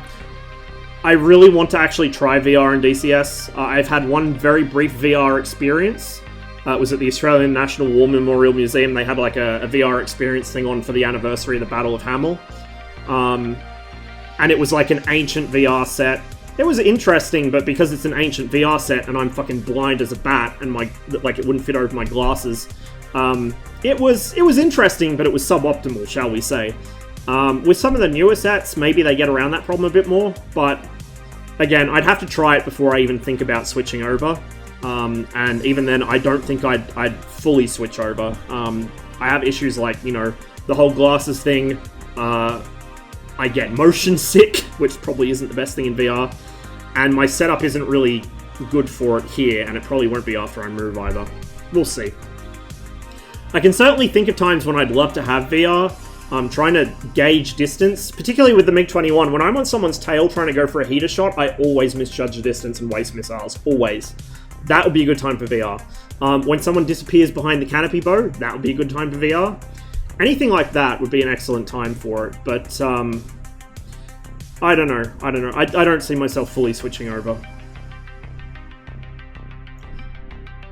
In my opinion, I played DCS for like 100 hours in VR. It is nice, but the pixel density is doable. I think PvP, long-range, non-VR is better. Yeah, so I watched Pom trying it out for the first time when he went down last time to Pensacola. He's back down there now, hanging out with Maple. And Pom had some interesting observations, and he's a kind of a good sounding board for me, because we generally have the same sort of ideas about things. Just he's a computers and BVR guy, and I'm a close range and analog flight controls guy. He said that the sense of scale is really nice. He said that because you actually have a feeling of how the aircraft fits around you, you have a much better sense, not just of the depth perception of things outside the cockpit, but you have a better idea of how the aircraft is set up. And he said a lot of the switches in the cockpits, TFS81, thanks for the follow, by the way, welcome to the stream. He said that a lot of switches in the cockpits are a lot smaller than they look on a 2D screen, which I found interesting. I've also heard some other people say things which kind of caught me off guard, like Yink said I think it was Yink said the MiG-21's instrument panel is much further away from you than it looks, and the MiG-19 is quite wide, you know, wider than you would think it would be in the cockpit. So that's something. That's definitely something. He made a very good point though, and this was kind of one of my big hopes for VR, which Pom kind of shot down. I can't remember the set he was trying at Maple's place. I cannot remember what it was, but I think it was like one of the sort of the previous gen, but like one of the mid to high end ones from memory. He said that you don't have a better field of view than you have on a 2D screen. He said you actually have a worse one. Like, for instance, I play in a 16:9 24-inch monitor. The viewpoint he had in VR was like a 4:3 window in the middle of it. So he had less peripheral vision in VR than I have on a 2D screen. And he said, to him, in the actual VR environment, to him it felt like he was looking through like a tube, basically. He said it's like looking through a tube or like through binoculars. You have like the distance is correct. So for those who maybe aren't up on this thing, this is why zoom exists in DCS and why it's a lot of more realistic first-person shooters like Arma, Red Orchestra, things like that have zoom. Because to get things to look right on a 2D display, but also have a useful field of view, you have to do some fuckery. So to have, say, like an 80 or 90 degree field of view, which is about what you want in a first-person shooter, it makes things look further away than they really are. Just because to get that field of view, you're essentially pulling the camera backwards. Like, it's all like photography stuff, basically. Photographers would probably know what I'm talking about and be able to explain it better. But that effect makes it harder to judge distance on a flat panel, and it makes it harder to see things far away, but it gives you the field of view. Which is why we need to be able to zoom in. You know, the full zoom in on DCS or an Armor is essentially the level of visual acuity that a human eye has. It looks really zoomed in. I've seen people go on massive screeds about how zoom ruins BFM because it's unrealistic to have a telescope. It's like, no, dude, that's what a human eye would see. But you would have, like, that field of view on a computer screen if you did it. You know, it's a trade-off. Whereas with VR, you've got the true distances, but because you're limited in the actual size of the display, it kind of cuts your viewing angles, so you still don't have the field of view, but it's a mechanical restriction, basically. There we go, Sirius explained it better than me already. Google's getting creepy on me today, just recommended Kazmo's Apache Kiowa pilot video after you talked about him. It is scary how that happens, isn't it? Text is mostly not readable as switches. Yeah, that's another thing that's kind of put me off. I like having stuff readable in the cockpit, and I don't like having to get like bold-faced, perfectly clean cockpit textures to do it. I like a bit of wear on my aircraft. I don't want glowing fucking textures and perfectly clean. It's off-putting to me. Like, I get why people use them, and they're very well done. They're just not for me. And well, that's another thing, Sirius. I don't want to be zooming to look at instruments. I want to be glancing at things. So, I don't know.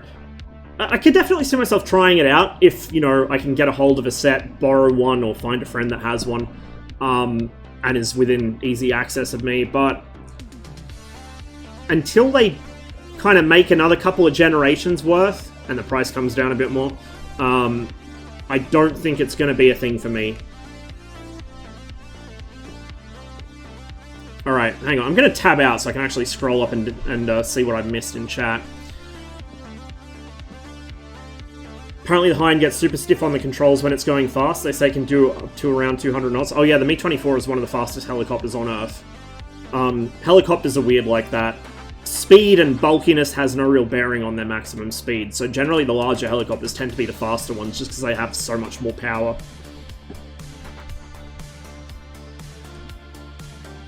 But you can feel that too, the Mi-8 gets kind of stiff at high speed.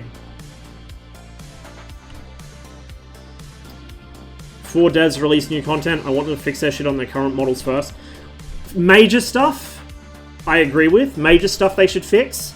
But I can put up with minor inaccuracies or minor bugs while they work on a new module, as long as it does get addressed at some point. But, you know, like the MiG-21's still got issues that have been long-standing for a while. Magnitude haven't had the ability to fix them because Magnitude's a tiny little team, and they got 2 projects in the barrel at the moment. And the other thing a lot of people don't realize is the third parties are contractually obliged to deliver a lot of these products. Either to ED or to another, you know, say they're making something for another sim at the same time, or both. There's a lot of contractual stuff going on, so they have to finish things when they say they will. So there's a lot of pressure on the third parties, and most of the third parties are very, very small. Some of them are only 2 or 3 people, right? You got to be realistic in your expectations, but I do agree that major bugs need to be fixed first. Again, I don't want to sound like I'm shitting on Polychop, like, just because you know, because it's cool, but legitimately in terms of business decisions, this is my criticism. They should not have teased or announced the Kiowa while at the same time the Gazelle was in the state it was. If they'd started fixes on the Gazelle and then announced it while those fixes were in progress, it would have probably gone over a lot better, and they would have had less of an uphill battle with the community. Probably would have made things easier later on as well, in terms of timelines. But at the same time, it isn't really a good look to be chasing chasing a module you don't even have a license for yet, when people are screaming their heads off over your last one. Now, again, I've said this before, the DCS community is very quick to call a developer the next VEAO. Magnitude have been called the next VEAO like 20 times over the past year over MiG-21 bugs, some of which weren't even long-standing, because people can't just sit down, shut the fuck up, and wait for a couple months. The radar bug, people were going ballistic about that, and, like, They were trying to fix it for months. They had to hold up their other projects to fix it, right? And people were still going nuts. So the community does get a bit feisty and calls for blood too soon. But at the same time, if a module is actually in the state that it was in, you probably don't want to announce anything new. And ED probably should have told them, fix that first, and then talk to us. Especially having the experience ED have had with certain other third parties in the past, right? Vegan overspeed damage model, yeah, I'm really hoping that the Vegan kind of takes priority now. They've got the F14A Plus out. Just fix the Vegan. You can do the Alley Cat later, you can do the early USN Cat later, you can do the Forester later. Fix the Vegan first, then do the rest of that, but there's also a lot of conjecture about whether Heat Blur is even going to stay in the DCS scene. I have no idea, but I know that's doing the rounds.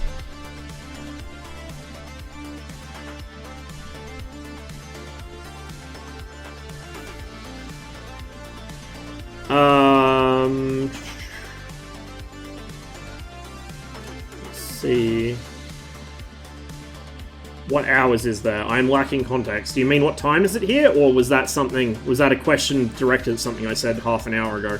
If you mean what time is it, it's 2:30 in the morning.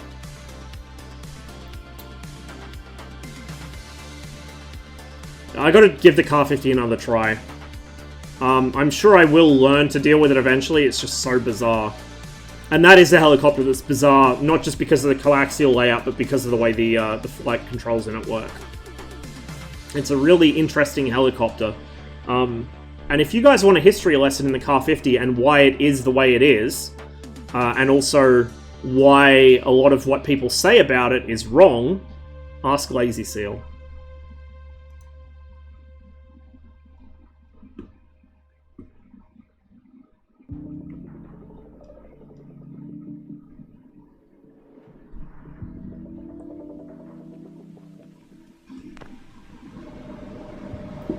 Problem with VR IMO for DCS isn't high pixel density, but the anti-aliasing.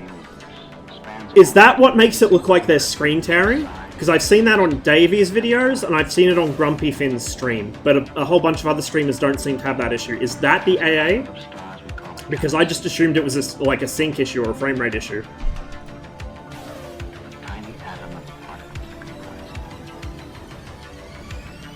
Scenarios I enjoy most in VR are anything Fox 2 non-BVR, and then absolutely helicopters.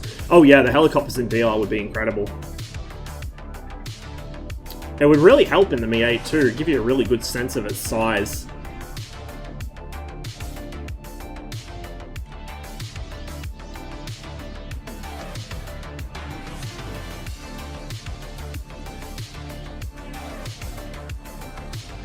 Quest 2 is nice. The whole Facebook, well, the Oculus account thing, let alone the Facebook account thing, has told me I'm never buying an Oculus product. Anytime a company requires you to register an account for your hardware, that should raise alarm bells. And anytime that you know they're using it to data mine you, and then they're owned by a parent company like Facebook, no way, never. Did Seal serve in the Russian military?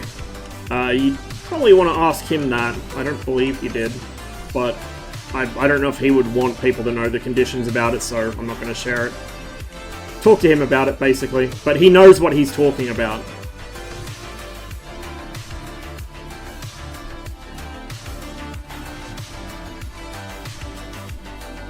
Little wings, if you call it, on the hind actually do produce... Yeah, they do. That's actually part of what lets it build so much speed. As the Mi-24 picks up forward speed, it unloads the rotor and it loads the wings, the stub wings. Plus, they're a handy way to carry weapons. They were originally put there for weapon carriage, I believe, and then they realized, hey, these are producing useful lift, may as well use them. And if you actually look at the Mi-6, actually, they probably knew about this beforehand, because the Mi-6 had them. If you look at the Mi-6, which was the heavy lift helicopter that came before the Mi-26, it had detachable stub wings, quite large ones. And it was the same theory. It would unload the rotor at high speed.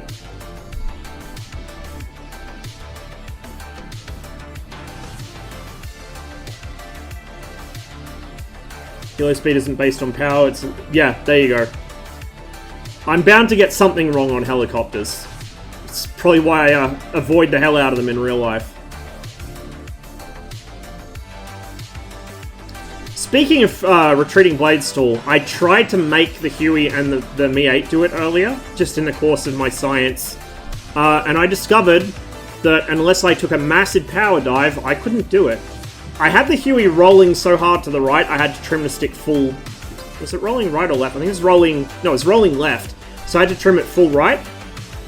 And the Mi-8 was kind of juddering a lot, but I could not get either of them to do it. So I just found out, accidentally, that I've been babying the shit out of both of those helicopters for like... How many months now? 6 months? Something like that? I could have been going faster in the Huey all this time. Only now I find out. Can't wait for their F8J. Yeah, likewise. And I've kind of said this before, but I think there's a lot of value in the same studio making both aircraft from an iconic matchup like that, because you know they're going to be consistent. You know that because Magnitude models things like structural limitations or engine limitations by, say, in the MiG-21, if you get too fast, you flame the engine out. Because they model things like that, I know they're going to model it in the F8. I know it's not going to go Vigan mode and fucking take off at Mach 2, 3 feet off the deck. I know that's not going to be a concern. I know there might be some other issues that are common to other modules they've made, just like heat blow modules, you can always stick your head out the fucking canopy arch. You know, or just like ED modules, there's always some little thing or other that you can always tell who made a module, basically, by some of the little features it has and some of the bugs it has. So I feel like having an iconic matchup both be done by the same dev is actually really good for the game, because it means people aren't going to be able to bitch about, well, their plane's broken. No, my plane's not as good because it can't do this exploit. It's like, they're both made by the same dev. They're going to have the same priorities. They're going to have the same issues. Shut up. And feel free, this is a license, by the way, feel free to clip this. If I bitch about people exploiting shit on the F8, hit me up with this in like a year's time or 2 years' time or whatever, so I can like eat my own hat. Dark ass cockpit, raspberry. Yeah, exactly. Too much wear and tear, heat blur. Yep, exactly. You get it.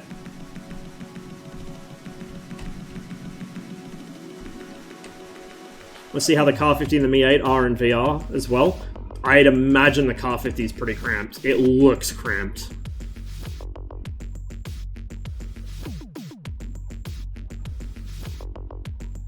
Q is a bit spacious in VR. Yeah, the Mi-8 would be huge. You got basically like almost a bench seat between you. You got the center console, but then you got the third seat behind you. It's not really a bench seat. Whatever.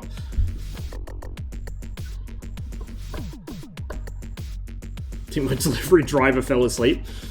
Hopefully not while driving. 21 bis and F8J. I don't know if I'd say that. There's a lot of stuff people overlook. In terms of top speed, yes, the 21's a bit faster at altitude. I don't know what their low altitude speed look like. It's probably similar, I'd imagine. Most jets of that era, usually the VNE's about 1,300 kilometers an hour indicated, sometimes 1,400. The MiG-21 has an enormous advantage in thrust to weight, even without the yeet switch. As soon as you chuck that yeet switch on, the 21's going to go to the moon, and the F8's not going to be able to keep up unless it's on fumes. Once the fuel burns off, the F8's got decent thrust, but it's still, like, the MiG-21 BIS, specifically the BIS, people really underestimate how much power that thing kicks out at low level. Instantaneous turn rate, I expect the MiG-21 will be better. Sustained, the F8 will be better, probably. I don't know, I'm just guessing based on similar aircraft and based on historical accounts. Acceleration, I'm almost certain the MiG-21 will do better up until transonic. I suspect around transonic you might see the F8 start to catch up or pull ahead because it's area ruled. The MiG-21's not area... The MiG-21 BIS is like the opposite of area rule because they added that fat-ass spine to it. Like, Soviet design during the Cold War, particularly for fighters, was generally a case of, we have a big enough engine that we don't need to give a shit about transonic drag. Like, just power through it, it's all good. There's a big report on comparing both planes, but did they compare it to a BIS? Did they compare it to a 21F-13 or a J7? Or did they compare it to a BIS? Because I know that most of constant peg was flown with F-13s or early J-7s. Because the BIS is like a whole other aircraft compared to an F-13.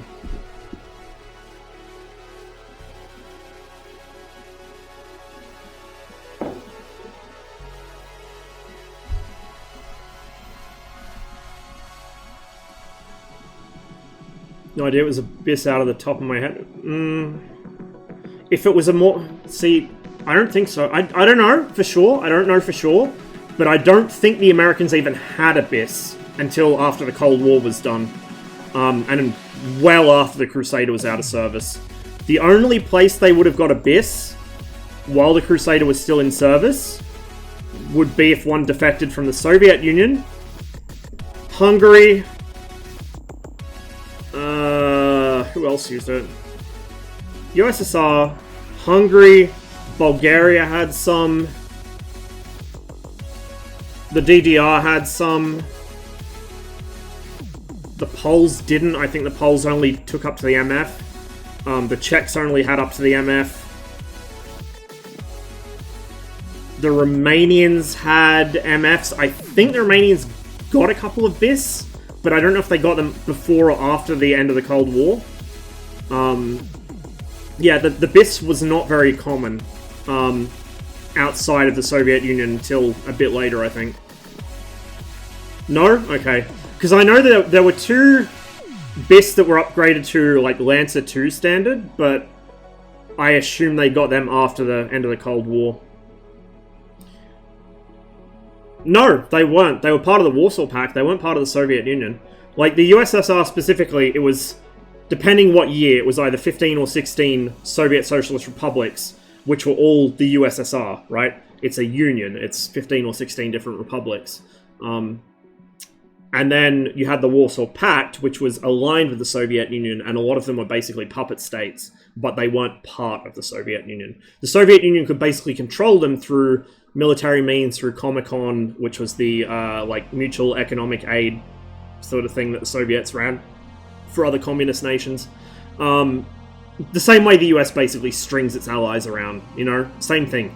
The US and the Soviets had so much in common, you would have thought they would have been best mates. Like, if it wasn't for that minor thing about the massive difference in ideology, they would have got along really well, because they really behaved a lot like each other. But no, the USSR was a separate country to, you know, all the Warsaw Pact nations. I can't speak. No, because we showed MF to China in 72, 73, and Mother Russia was not happy, so no BIS for us. After 1980, we already went for MiG-23. Okay, gotcha.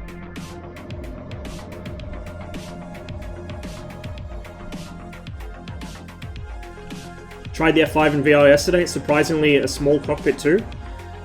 It seems like it would be cozy, because it looks wide, but it's a small plane, so it can't be a big cockpit, right? It seems like it would be cozy. Instead of cramped. Small but cozy. Smallest cockpit I've ever stepped foot in VR, though, was the Jeff. Interesting. I figured the Jeff would be small, but I didn't think it would be that small. I guess it makes sense. The Jeff's cockpit looks like it's a fucking home built. Like, legit. And I remember people losing their shit when Decker first showed renders of it, because they're like, oh my god, it looks like ours. It's like, no, my dude, that's what the real jet looks like. It looks like a fucking home built. Like, soundproofing? Pfft, who needs that shit? Firewalls? Pfft.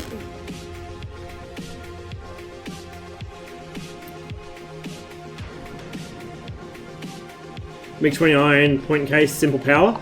The MiG-29 actually is very, very well designed aerodynamically. So I will say that. But it also does have a boatload of power. It's kind of a bit of both. It's very aerodynamic, but it's also got a shitload of thrust.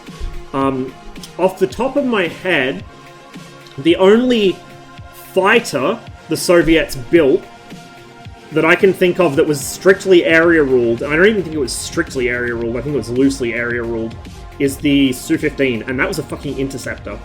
And that was kind of because they had to have 2 intakes, they had to have 2 engines, and they just said, fuck it, why not? But, actually no, now I think about it, it was only a specific variant, I think, that had the waist on it. Most of them didn't. So yeah, even it wasn't really. Like, the Soviets just didn't give a shit about the area rule, generally speaking. They had such powerful engines, and the aircraft was so light, they didn't care. You know, that's why a lot of them have very high thrust-to-weight ratios. Their engines aren't necessarily more powerful than American engines. A lot of them are less powerful. But the aircraft is so light by comparison. Like I said earlier, like a fully loaded max takeoff weight early model MiG-21 is about the same weight as a Phantom's fuel load. Like, they're just so light. It's only one BIS converted to Lancer, but it was not ours. Elbit bought it from Nigeria. Oh, okay. Yeah, that makes sense then. So it's a tech demonstrator, and it was Elbit that owned it. Guess the lack of need for long range also contributes to that. Not really. They did kind of need range. Oh, no, I'm wrong. I stand corrected. The 2-128 or 228, depending which designation you take. The 228 was area ruled. I'm pretty certain, from memory, it does have a WASP placed on it, so I'm pretty sure it's area ruled. And Tupolev usually area ruled his jets anyway. That's why they have those landing gear pods on the wings. A, it's simple for maintenance, and B, it also helps with the area ruling. I think I think it was a Convair jetliner that had the same thing. It had the pods on the wings for the gear. And I think it's still actually the fastest airliner ever built that wasn't, you know, deliberately supersonic, from memory. It was a Convair... Fuck, what was it called? It was a Convair something. It was a 4-jet airliner. Right, okay. I have actually caught up on chat, praise be. Let's see. I'll just do a quick buzz around in the other helicopters for comparison, I guess. We'll do it on... Fuck it, we'll do it on Nevada since we did the last one on Nevada as well. Convair 990, there we go. Thanks, Boiler. I love having you guys in chat because one of you will always know something that I can't remember or don't know. Now, hopefully I got my collective set right. Some of the Huey instant action missions have a nasty habit of mass bumping you as you spawn in. Like so. Like so. God damn it. This is the same problem I had when I was playing with Breedle. Like the first rotor slam I went to. Every time I spawned in the Huey, my rotor just went... gone.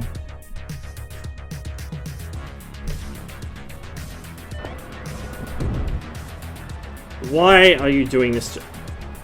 I'll try and set it higher. It's probably not happy. It needs to be set higher. I might need to just do a cold start mission if this keeps up.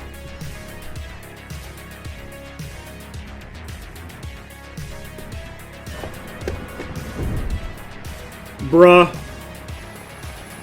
I swear. We will get there.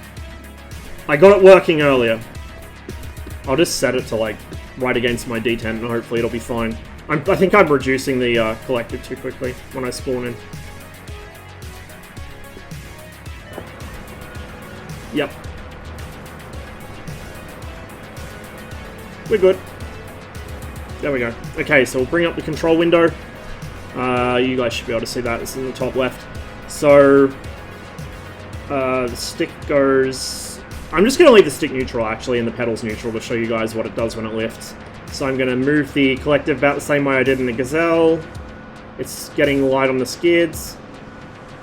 Right there, it's actually light on the skids. Like, I can feel it sitting just on the tips of them.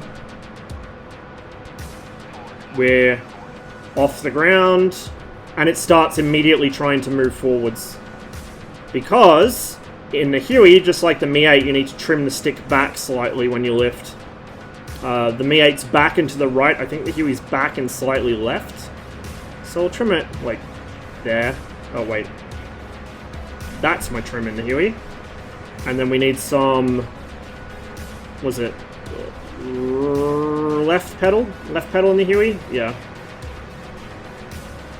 So let's try to get into a reasonably stable hover.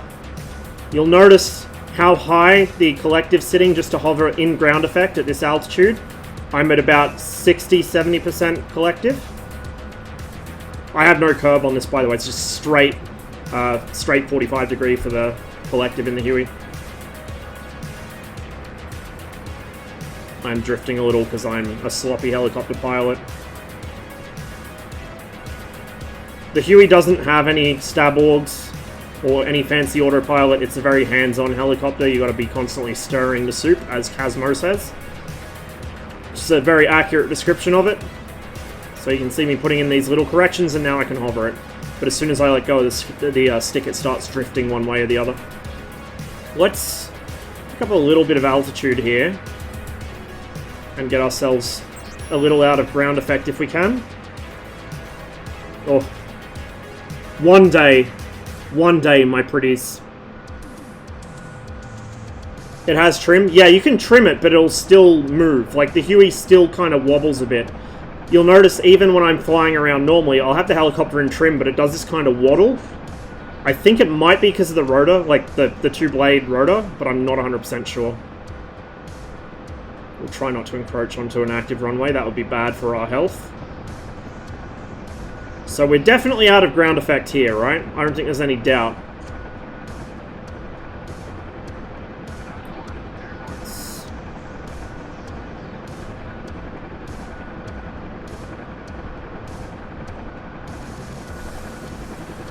I still got to get the hang of trimming helicopters. I have the bad habit of moving the controls where I want them, then hitting trim.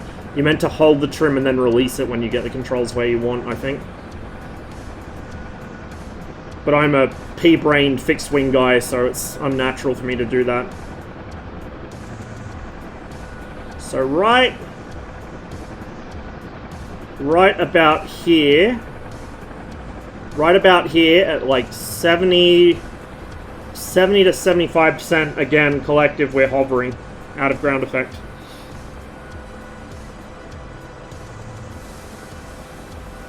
Let's build some forward speed. So here's my stick at 60 knots as I build more speed to maintain the same attitude. I'm just going to try to keep my eyes on the horizon. You guys can probably see the speed anyway. See the stick steadily kind of going forwards. I'm actually losing altitude because I'm heavy-handed with this. But the point is, as you build or reduce speed, the attitude of the helicopter changes, right? It's really noticeable in the Mi-8. If you watch me fly the Mi-8, I have to constantly trim forwards because I'm so fast. Are the Black Hawks playable? I wish. Maybe one day. They're just AI. Now, if I suddenly... This is not a very safe place to do it, but if I suddenly reduce power, hands off the stick, the nose bunts down, which is what it should do. If I suddenly increase power, the nose kicks up, which is what it should do.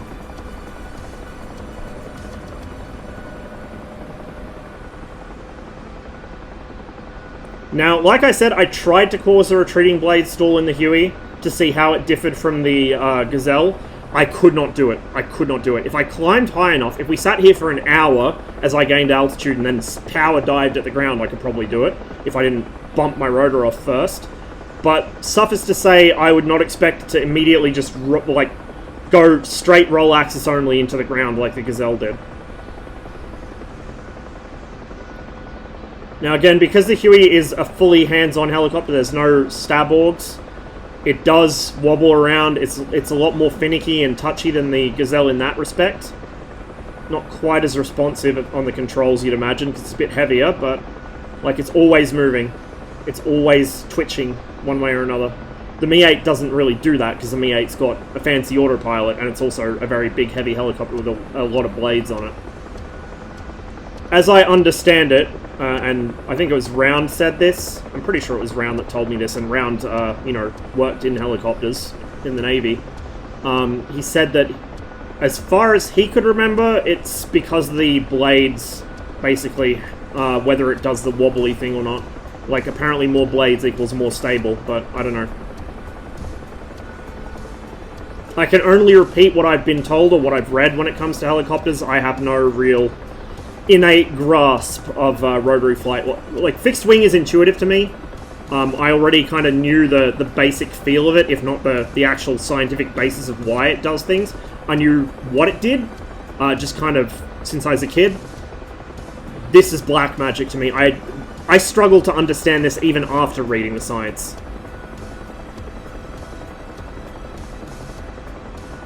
Let's go land somewhere silly. We can get rid of the control. You know what? We'll leave the controls window open just so you guys can see. Might go check out the strip. So this is a fairly comfortable speed for the Huey. Somewhere between 90 and 110 knots is where the Huey seems to be happy. But I had it up to about 140, 160 knots earlier, and it was really trying to go into the ground, but I could still trim it out. So I don't know what the actual retreating blade stall speed for the Huey is. But apparently I didn't reach it.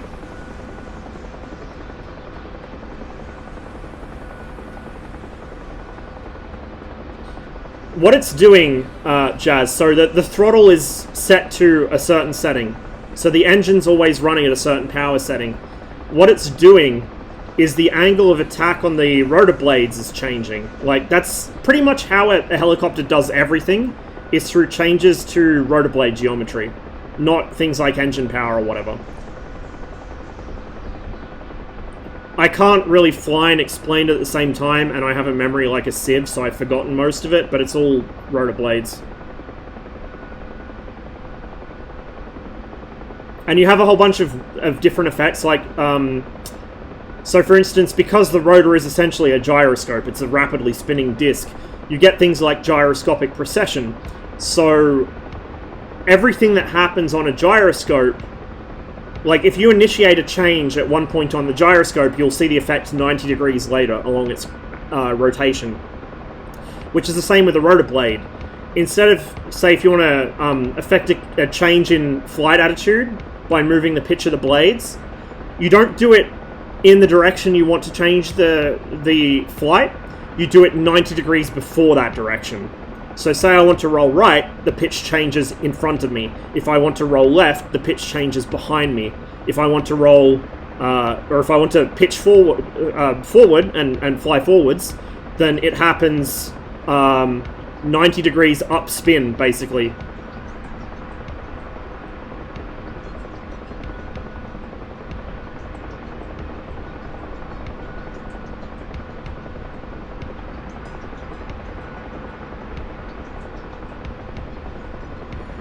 So, like, there's a lot of really weird, counterintuitive stuff like that factors into helicopters. That's why helicopter pilots are absolute fucking chads, without equal, and I could never be one. Like, these people are insane. It's also why helicopter pilots tend to have very interesting and colourful personalities, and they get away with things that normal people wouldn't, because few people are insane enough to climb into one of these death contraptions, let alone know how it works.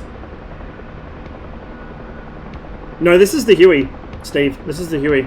We did the Gazelle earlier.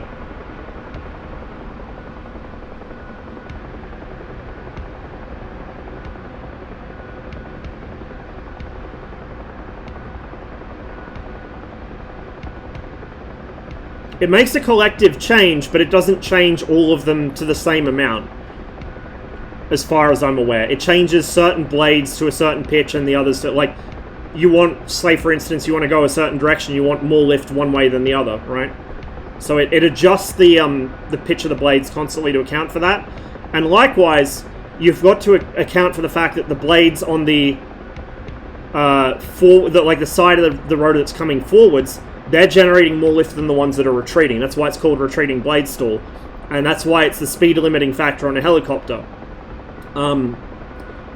Generally the same reason that, you know, stalls happen on fixed wing, you're not generating enough lift, but it's because what matters in a helicopter is the relative speed of the rotor blade to the airflow.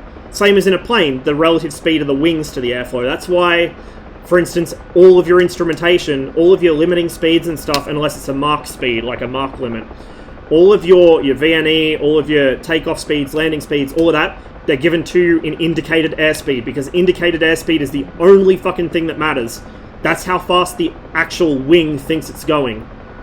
Like, you could have like a ground speed of, say, 300 knots, but if your airspeed's only 150 knots, then the plane's not going to be very happy with you. You know, like, you've got to factor in this.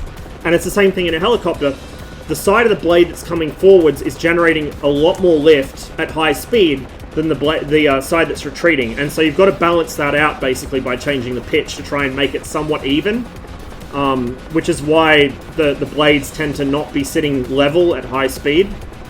It's also why it's so easy to smack the Car 50's blades into each other if you make a turn at high speed. Because they're already... If you look at the Car 50 when it's flying at high speed level, one blade is tilted this way and the other one's tilted that way. So if you make a hard turn to the side, it's just going to go like that. The Mi-8... Oh, sorry, not the Mi-8. The Mi-24 also has a slight cant in its blades. Just, like, by design, the Mi-8... Oh, sorry, I keep saying Mi-8. The Mi-24's rotor blades do not sit level with the ground, resting. The actual axis of the rotor is tilted by... It's some tiny amount. It's like...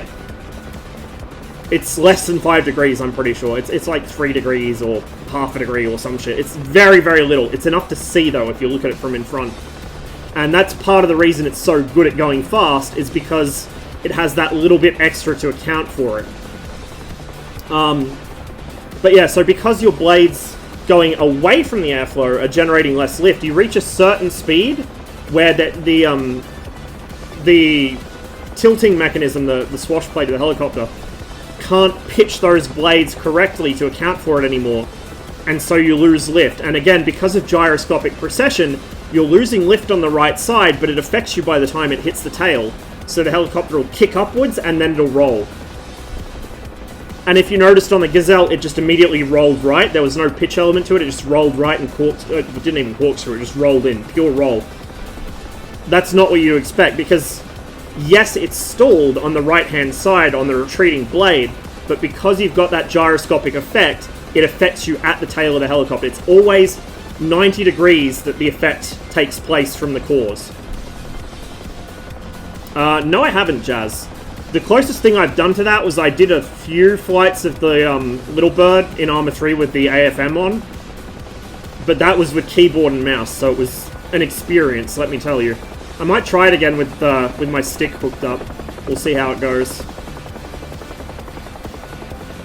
The kind of impression I got flying the Gazelle earlier, it actually seemed to handle better on I don't know if it's just like a psychological thing. Suddenly I'm trying to fly it better, but the impression I got when I first flew it earlier was it felt like the Arma 3 AFM for the Little Bird. Like, it felt better than the default Arma 3 flight model, but it still felt a little weird.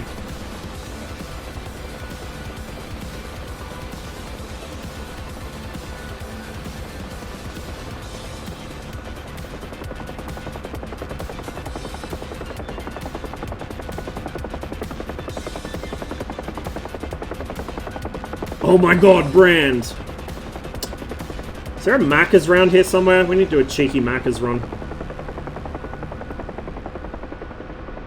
There we go, that's McCarran there. Oh, so that must have been Nellis I took off from. So we got McCarran. There's the Luxor. I don't think I've ever been to Vegas. I might have been, like, as a kid or something. Like, actually, no, I don't even know if my parents have been to Vegas. Most of Dad's side of the family go down there every year or so, but I don't think I've ever been. I don't remember ever being.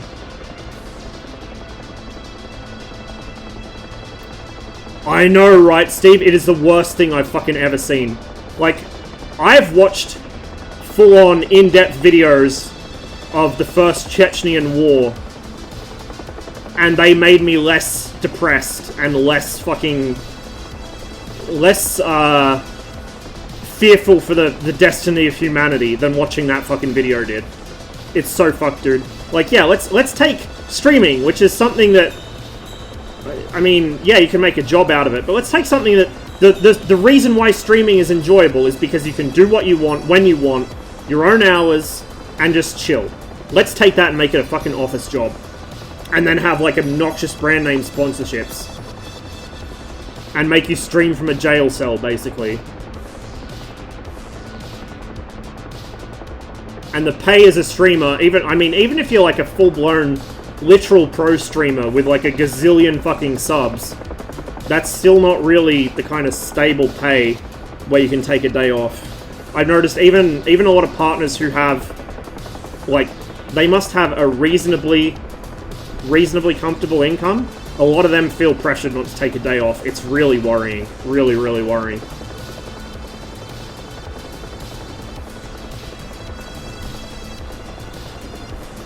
No. Not Totino's streaming room. The 100 Thieves Totino's Fortnite practice room. Thank you very much, Steve. Get it right. Jeez.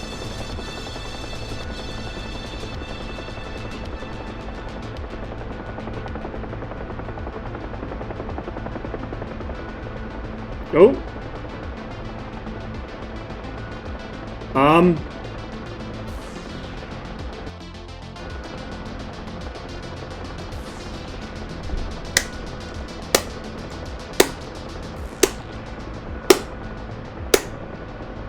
Eagle Dynamics do not support gambling, apparently. We got too close to a casino and the game crashed.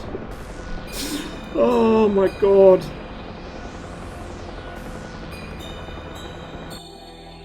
What the fuck? Crash to desktops are pretty rare for me in DCS. I must be like the only person on Earth that almost never gets crash to desktops with DCS. So I don't know what it just took offense to, but it took offense to something I did.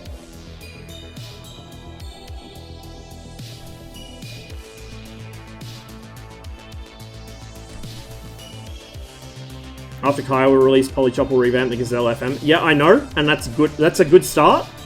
But that's contingent on a couple of things. First of all, that the Kiowa goes as smoothly as planned, and I hope it does. Like, genuinely, I hope it does. Because the more third-party devs we have, the better.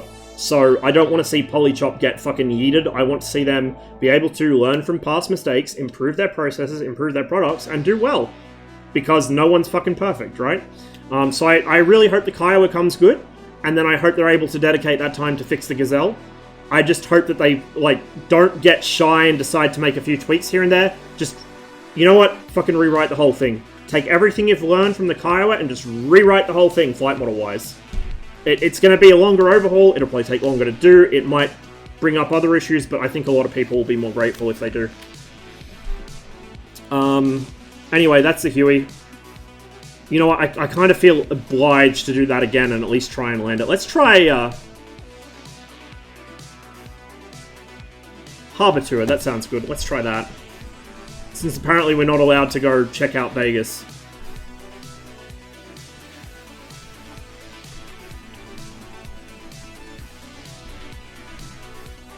Just get my game going into the DCS loading screen and not coming out of it. Yeah. Mine, the first time I load DCS after I clear my shader and FXO cache, it takes a few minutes to boot and then it fails integrity, so I gotta restart it. So that mast bump when I spawn in is because I'm pulling the power too fast. That's what's causing it. So I'll bring up the controls indicator again, just so you guys can see what I'm doing. As you see, as I'm picking up speed, the stick needs to go further and further forwards to maintain attitude. See? Further and further forwards. Especially in sort of the low to mid speed range, that's where you really notice the difference. And if I let off, I immediately go back. Like, it kicks backwards quite violently. So that is a universal helicopter behavior. Like, universal. At least for conventional layout. I don't know how coaxials behave with that kind of thing, but coaxials are literally a totally different layout. The Gazelle's a little unconventional because it has the fenestron and the tail design is quite stable, like it has the extra fins, but it's not that different. Hey Maple! Your ears must have been burning. I was just saying palms down, hanging out with you. Living the high life. Saw you guys went and checked out a battleship the other day. Something I would like to do sometime. Unfortunately, we don't have any. closest I've ever been to a battleship was... Oh, I might have been on one as a baby, because I think we went to San Diego when I was like 6 months old. But otherwise, the closest thing I've been on was the HMS Belfast. Living it up. I'm sure he is drinking all your expensive drinks. You want to keep an eye on that one.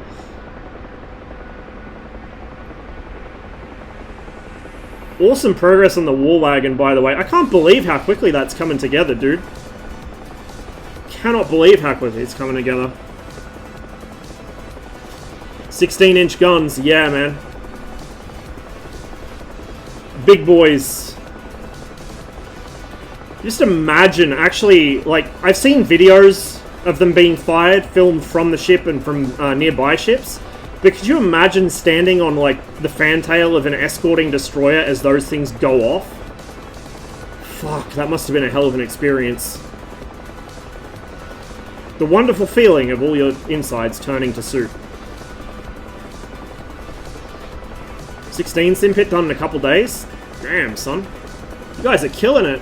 So what is it you have? You have a 16, a GCI station, a helicopter sim, which I think that was for the Apache, right?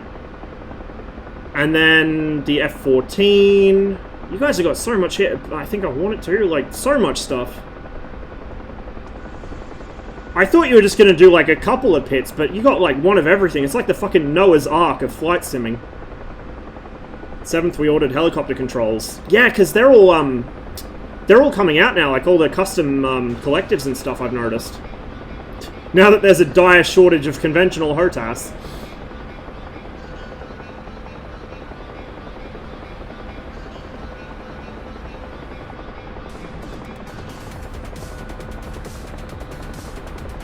See, once you actually get it stable at about 90 knots, the Huey's a real joy to fly. But you may also notice like this slight gyrating tendency. It's almost like head bob in a first-person shooter. Like it's just very slightly... It's like you're on a sailboat on a calm lake. It's just very slightly rocking side to side. That's characteristic of the Huey. And I think it's purely because it doesn't have any stab augs or anything to dampen that out. That and I think maybe the 2-blade rotor, but I could be wrong. The Mi-8 doesn't do that with the autopilot stabilizer on. I don't know if it does it with it off, because I try and avoid flying with the autopilot off in that thing. Wonder if the Mi-8 could airlift an I-16? I pretty much guarantee it could. The I-16's pretty light, I think. I know a Mi-6 could airlift a MiG-21 in its entirety. I know it can airlift another Mi-6 with its engines and stuff removed. I don't know if a Mi-8 could airlift something like a 21. It probably couldn't. It's probably a little bit too heavy. Maybe like the forward section or something.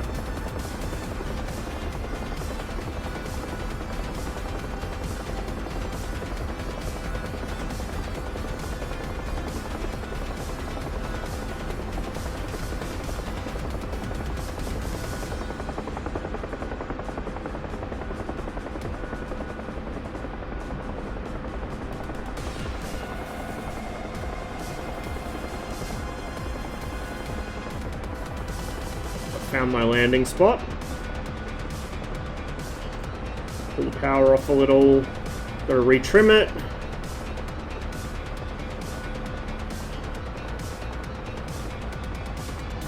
I mean, if you need a big job done, you need a big helicopter, and they had a lot of big jobs to do up in the far north and the far east. Laying pipelines, building oil rigs, building EWRs and missile bases. It's a lot of heavy lifting. You know, a lot of places where they needed things like radar sites were accessible only for a couple of weeks a year, basically. Oh, a little bit of a stutter there.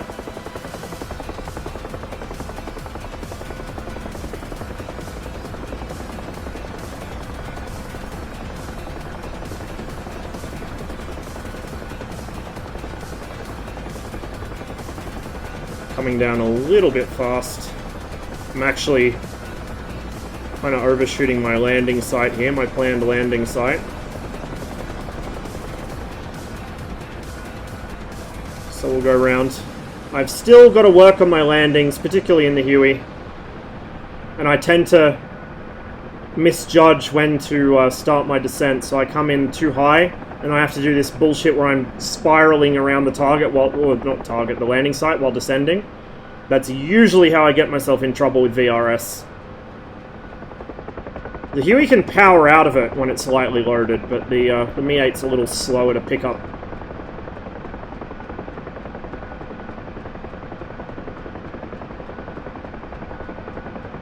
Retrim myself again.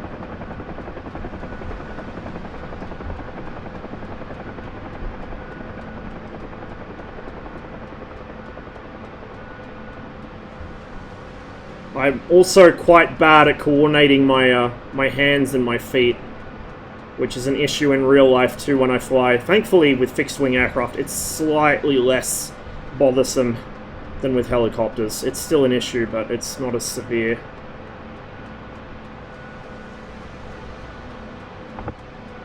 A little bit bouncy, but we're down. There we go.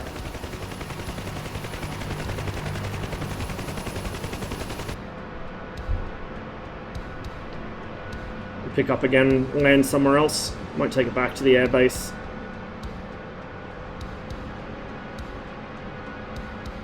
The Huey's just so nice and agile. Like, it's a little more hands-on than the Mi-8 when it comes to actually flying it, especially in a hover or to land it, but it's so responsive by comparison. You can really fit this thing into a tight spot. The Mi-8's surprisingly agile for its size, but it's not a patch on the Huey in that regard. Again, I got to really push this stick forwards, push the cyclic forwards to account for the building speed. Otherwise, the helicopter wants to climb. Well, it wants to nose up and then climb. Not yet, Prey. It's on my to-do list. I've got it open in a browser tab, so once I'm done streaming, I can check it out.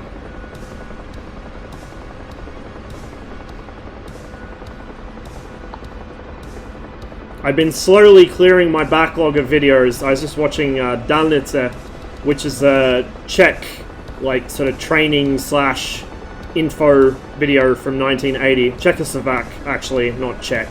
That was back when it was one country. They were road basing along a new section of highway between Prague and Bratislava. It's pretty neat. They showed, like, how they converted it to a road base from standard highway. And then the different operations. It was about half an hour long. So, one of the nice things about actually having an official ADHD diagnosis now is I finally understand why I find it so fucking difficult to sit through a video that's more than 5 minutes long. Like, I want to watch them, and I'm super interested in them, but if it's more than 5 minutes long, my brain is just like, please no.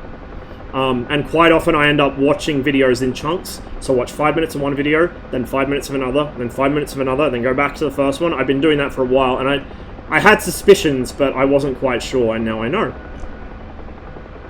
Yeah, I'd actually seen that one, but uploaded by someone else. So I saw it under the title of Dalnice, and I saw you link it. I was like, I wonder if that's the same one, and I checked. I'm like, ah, yeah, it's the same film, just different title. Dalnice being Czech for highway.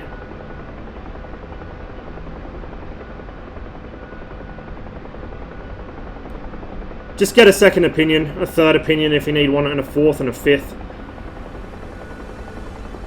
Sometimes you luck out and get a really good psych who actually gives a shit.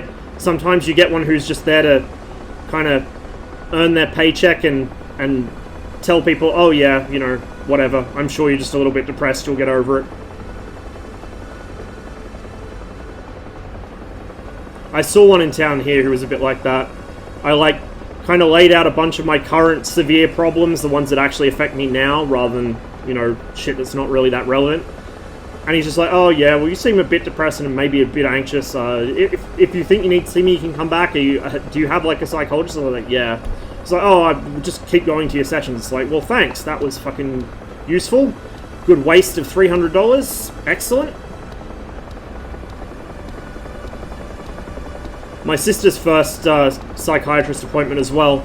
She had the psychiatrist say, you're basically a textbook case of borderline personality. Like, you check every fucking trait that comes with it in the DSM-5. But I don't believe in diagnoses, so I'm not going to give you one.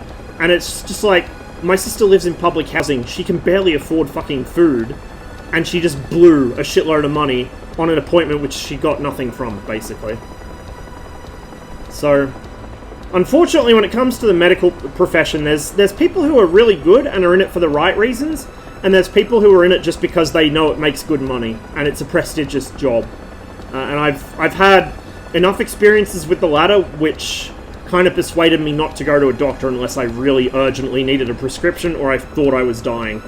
You know, part of the reason I took so long to follow up on my current health problems is because I had a succession of doctors I had to see for different things who either accused me of faking or just palmed me off on someone else or didn't seem to care. So, word to the wise out there, don't encourage your kid to become a doctor just because you know it pays well. Encourage them to do something they actually give a shit about, because the last thing the world needs is more doctors who don't give a fuck. Let's land in the stadium. And then find out it doesn't have a collision model and fall to our deaths, because DCS.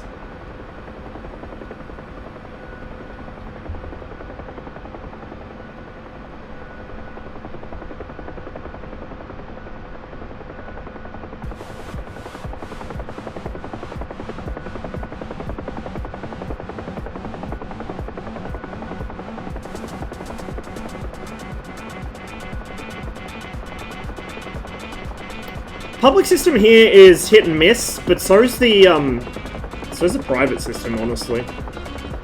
Like, the thing is, the public system is horribly underfunded. And so, like, there's massive waiting lists for appointments. It can be hard to get somebody in your area. But, like I said, the private system has its share of bad doctors as well. Public health, especially when it's badly underfunded so they can push the interests of... Oh, fuck. Oh, I just barely saved that. Of health insurance companies. Good enough. A public system is really good at dealing with emergencies, at dealing with minor things, and dealing with common things. It's fucking fantastic. I would not ever want to move to a country without a public health system. You could not pay me to move to a country without a public health system. At least as good as Australia's or the UK's or Canada's, and they're not as good as they used to be. You couldn't pay me. I wouldn't do it. I'd rather stay where I am. But if you have anything that's rare or difficult to deal with or like chronic, you have a lot of problems. Unless you get like luck out and happen to live in the right spot to have a local expert in that field or just a doctor who really follows up on it, you might not be able to get it dealt with through the public system just because it's so strained and so overloaded. So the priority is always going to be towards keeping the general public healthier, and edge cases kind of fall by the side. Now, that's probably the argument people make for a public-private split. The problem is, the moment you have a public-private split, the private industry tries to lobby for less funds to the public system and more fucking kickbacks to them, and that's how we end up with neither system being workable, which is exactly the situation we're in now.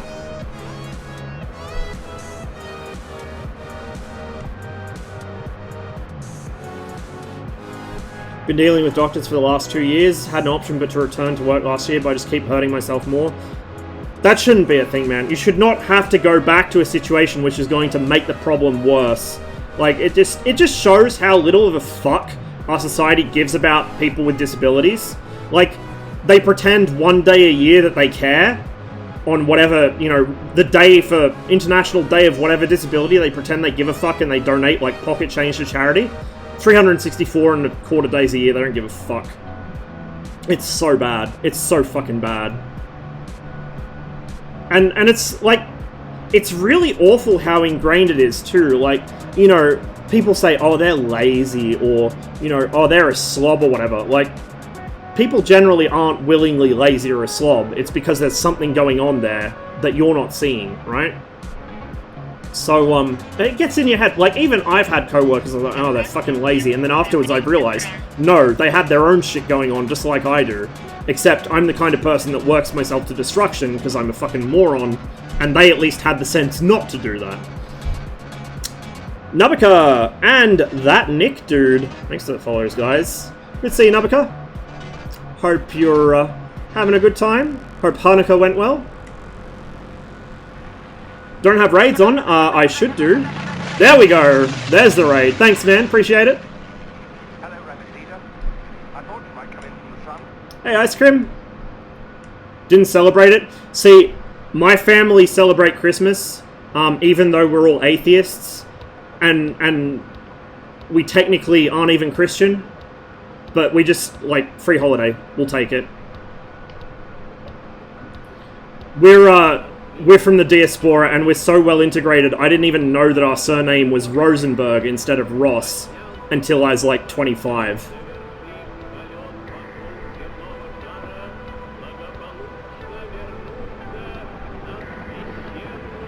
I know, right? Nobody fucking tells me anything. I'm like a mushroom. I'm kept in the dark and fed shit. It's not really that. It's just that because we're, like, so ingrained in what we grew up with, I guess nobody in the family has any sort of tradition to celebrate it. Like, my sister's got a few friends who are still practicing Jews, like, still actually follow the religion, and they celebrate it, and my sister goes along to it, but, like, my parents were both raised, well, Dad was raised Lutheran, I think. Mum was raised Anglican. I was raised Anglican. None of my immediate family are religious, but we just celebrate Christmas because that's what our what their parents did, basically. Ross isn't your name? No, well, it's my surname. It's what my surname was changed to back in the 1950s. Because you want some good comedy. My grandmother, on Dad's side, she came up from the US. She was very, very deeply religious, very fire and brimstone Christian. I shit you not, she apparently did not realize when she married Grandpa that he was Jewish. A man whose name was Solomon David Rosenberg, she did not realize.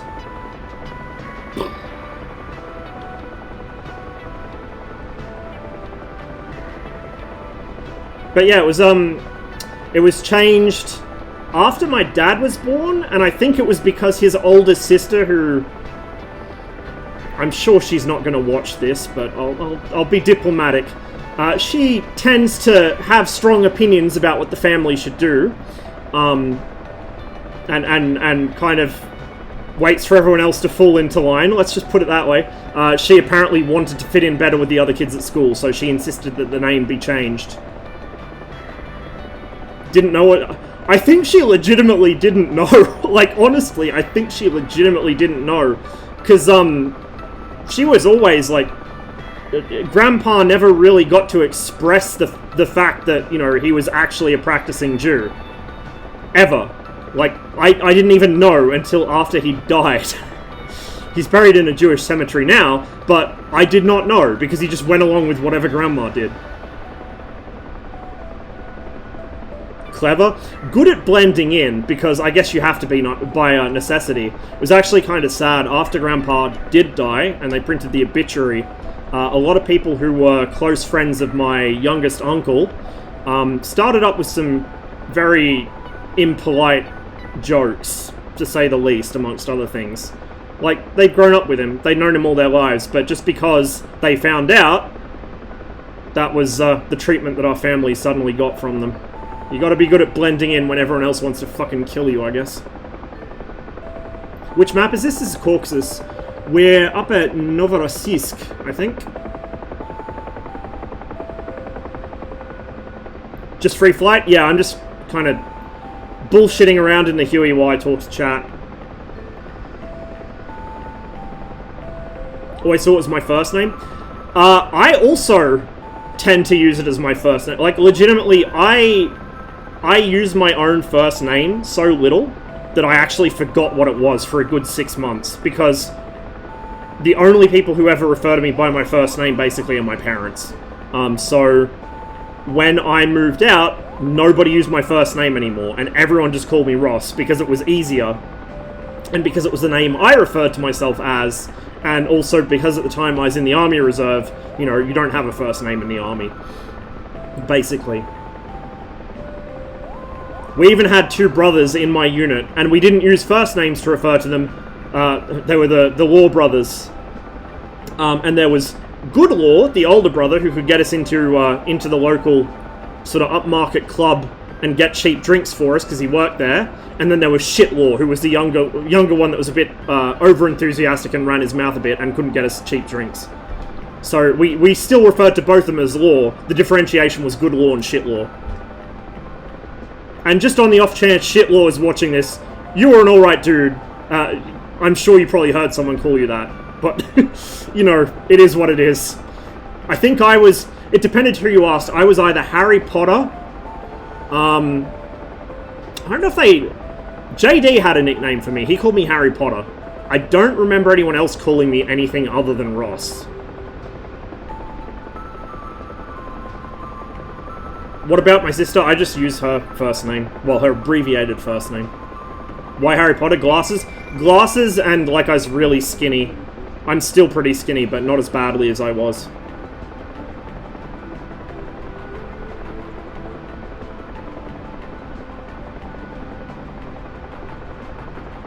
I'm gonna land this thing one more time, and then we might hop in the Mi-8, do a quick fly around in that again, just to demonstrate the way it handles, for some contrast to the earlier flight, and then I'll see if there's anything going on in Cold War. Mates call me Jazzy in real life. Yeah, like, you get to the point, especially somewhere like here. I mean, I don't know about... I know in the UK nicknames are pretty common. I don't know about non-English speaking countries. I assume they'd have something similar, but in Australia in particular, you very rarely call someone by their actual name. You call them either by a shortened form of their name, or a nickname, or their surname. Or a shortened form of their surname. You know, it's never like... You never call someone Steve or Steven, it's always Steve-O, Damo. Although if their name's Derek, you generally don't apply that format because you don't want to call your mates Darrow. That doesn't go down well.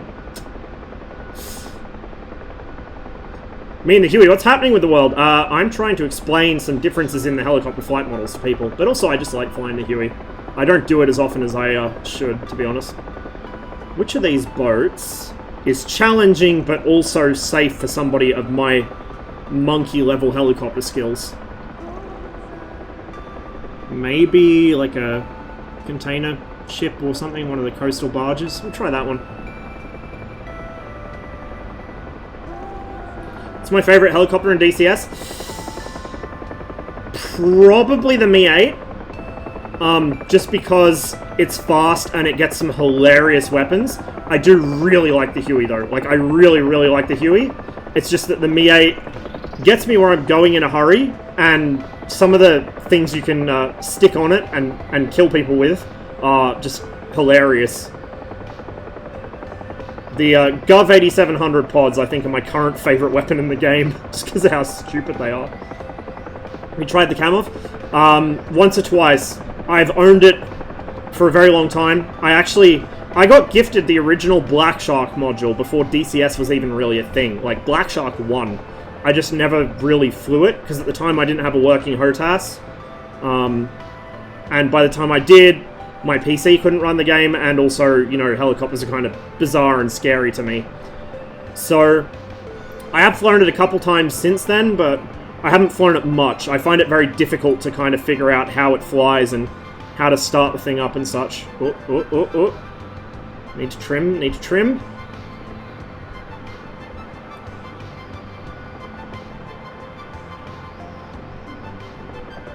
That's why I'm not a helicopter pilot in real life.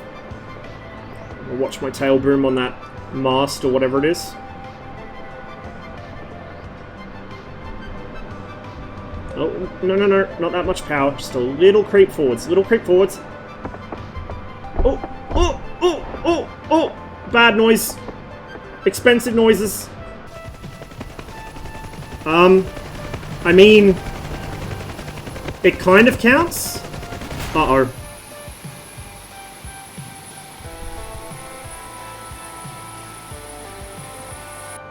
We won't talk about this.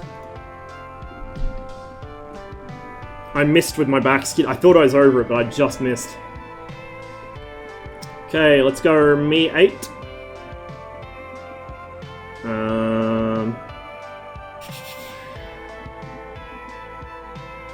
Bear in mind as well, I've seen people with experience in the field raise some issues with the Huey and the Me 8 flight models as well, but they're consistent. That's the thing, they're internally consistent. So even if it's not 100% accurate, as long as the general principles are correct, and they're both kind of in sync with each other as such, like, you know, it's not that big of an issue. It's only if the flight model is totally different, totally out there, that you have a problem. Let's just go free flight. I don't want to go through the whole startup procedure. Yeah, I've heard that too, Mutnik. Gardo in particular says that it's nowhere near as much of a thing in real life. So we'll see how it is on the Apache when that comes out. I guess that'll be the real moment of truth, because then he'll be able to compare that directly to the Apaches he flies.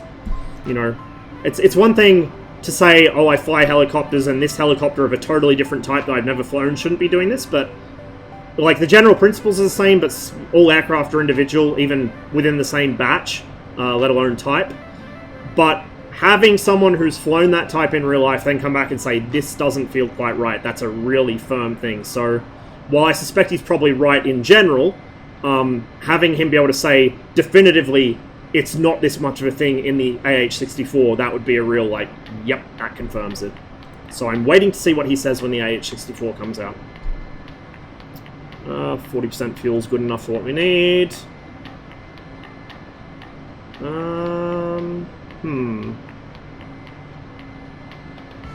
What does this livery look like?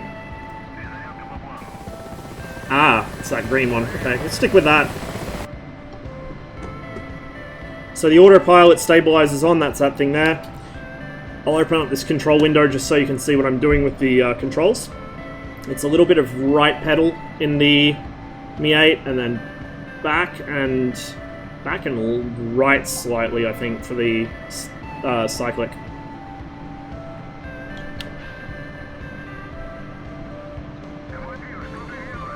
Whoop. We're a little bit wobbly. There we go. See how nice and stable this thing is because of that autopilot slash damper.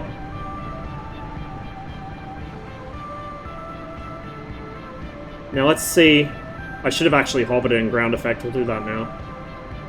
Shed some speed.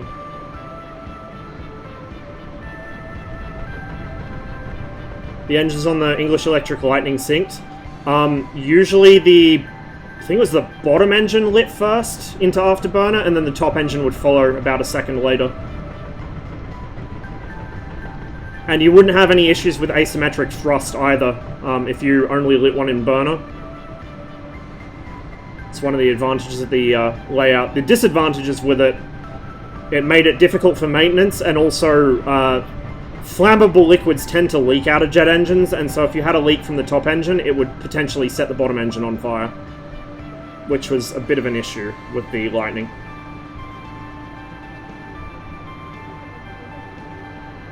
Okay, let's try and trim this thing more or less for a hover. We're hovering in ground effect just above the wheels touching the ground, and we're kind of translating left a bit.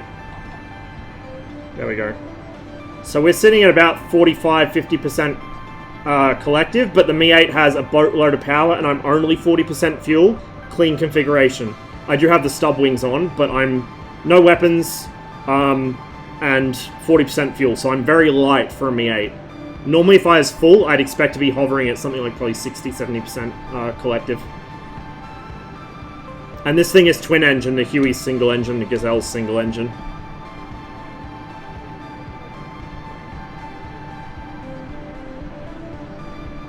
Want to try the MB339? I got it working the other day. It's interesting. I can actually demo it on here in a bit. I'll just do this flight first, then we can try it out for a little bit. I also updated the Skyhawk, because I found out I was wrong.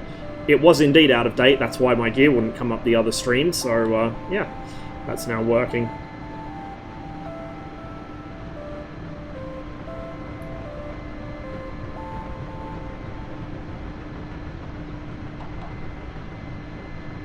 Okay. Try and get it more or less into a hover. We're still climbing even. Remember though, this is with a significantly lightened load compared to normal. So we're sitting at about 50% collective to hover at this altitude. And you can see where I've got my stick trimmed to hold this thing in a hover. It's slightly right because this helicopter tends to translate left when you're hovering. And slightly back. And again, if I pull the power... Well, if I pull the power at a hover, it slowly sinks. But if I pick up some speed... So we'll do that now. You can see me having to push the stick forward to account for the speed building as the nose rises. It's really noticeable in the Mi-8 because it goes so fast. You really pick up the nose a lot as you build speed. So right about here, we're going to trim our stick forwards. And now I'm going to pick the nose up until I'm about level. Close enough. That still wants to sink slightly. There we go. I'm going to pull the power. It sinks and it kicked over to one side because I didn't adjust my feet. You need to adjust the anti-torque when you do that. Let's put the power on abruptly. The nose picks up. It's less pronounced than the Huey because it's a heavier helicopter, but you see the same behaviors. And these are, like I said, these are universal behaviors for a helicopter with any sort of hinge joint or flex in its rotor. If it was a fully rigid rotor, it wouldn't necessarily do that.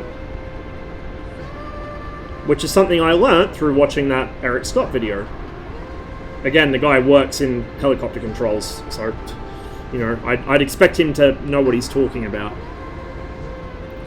Oh, incidentally, if I want to roll the helicopter, let's say I want to roll left, and I center the stick, it immediately self-corrects. Want to roll right, center the stick, immediately self-corrects. Notice how it does that straight away. The Gazelle wouldn't.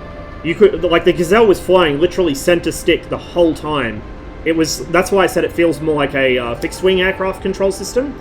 You would make an input to adjust its attitude, and then the stick would come back to center, and it would maintain that attitude, which none of the other helicopters do, and which, as far as I can tell from all of the actual people I've heard from that work in this stuff, and all the books I've read and everything, that's a helicopter trait. That's how you control them, is you hold them in the position you want them in.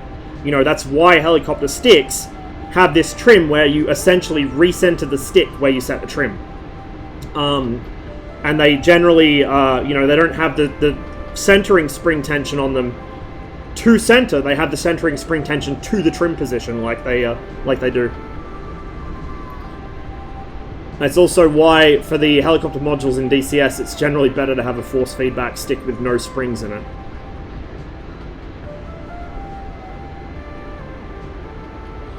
One weird thing on the Gazelle is how the longer you hold left to right, the more it accelerates the roll. Yeah, because it's behaving like a fixed-wing aircraft in that respect. It's behaving... In fact, it's not even behaving like a fixed-wing aircraft, because the fixed-wing aircraft wouldn't fucking accelerate its roll by that much. You'd hit a fucking limit, like an angular limit, and then it... I don't even know. I don't even know. I don't know how they modeled the Gazelle, other than wrong. But whatever they use to model its rotor dynamics are weird and inexplicable. Like, both from my own basic bitch tier understanding of helicopter flight physics, and from actually listening to people that know what they're talking about, it's like, I don't understand how they arrived at what they did arrive at.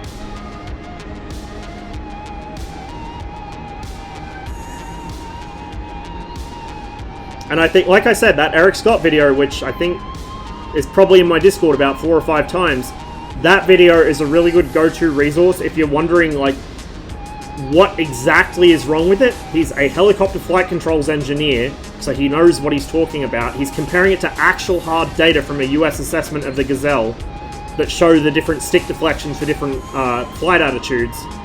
And then he's talking about the different effects that the Gazelle does or doesn't model. So he goes through the whole thing, and he explains how he thinks that happened as well. without being like, oh, the Gazelle's bad because Polychop, he actually goes through and says, well, they probably came into this without a firm understanding of the physics, and that's how this happened or that happened.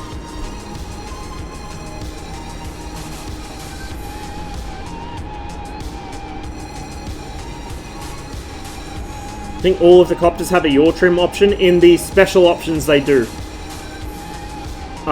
In real life, I don't believe they do. Some might, but I don't think that's really a thing that gets done. Maybe it is.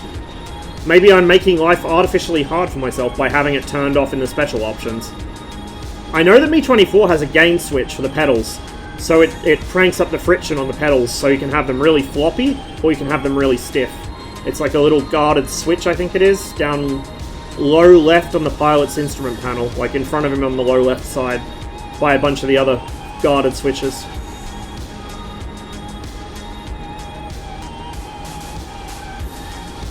Get rid of the control window now. I don't like having those windows up on screen unless I have to. I find them distracting. Especially the, especially the Mi-8s, because it takes up both sides.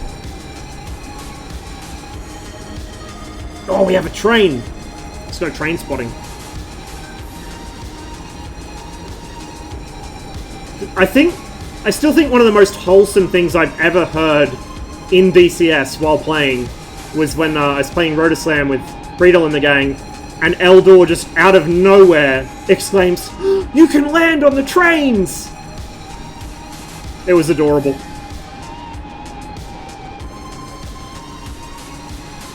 This girl's a bit too big to put down on a train though, especially a passenger train.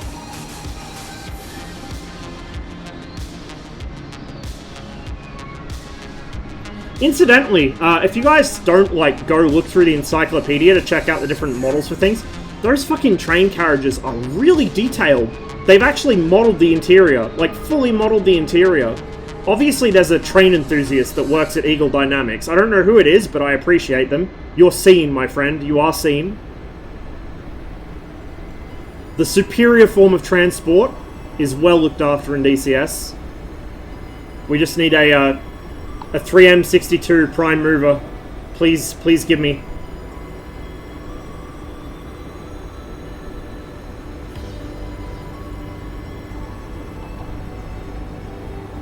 You see how stable this is? Hands off, trimmed.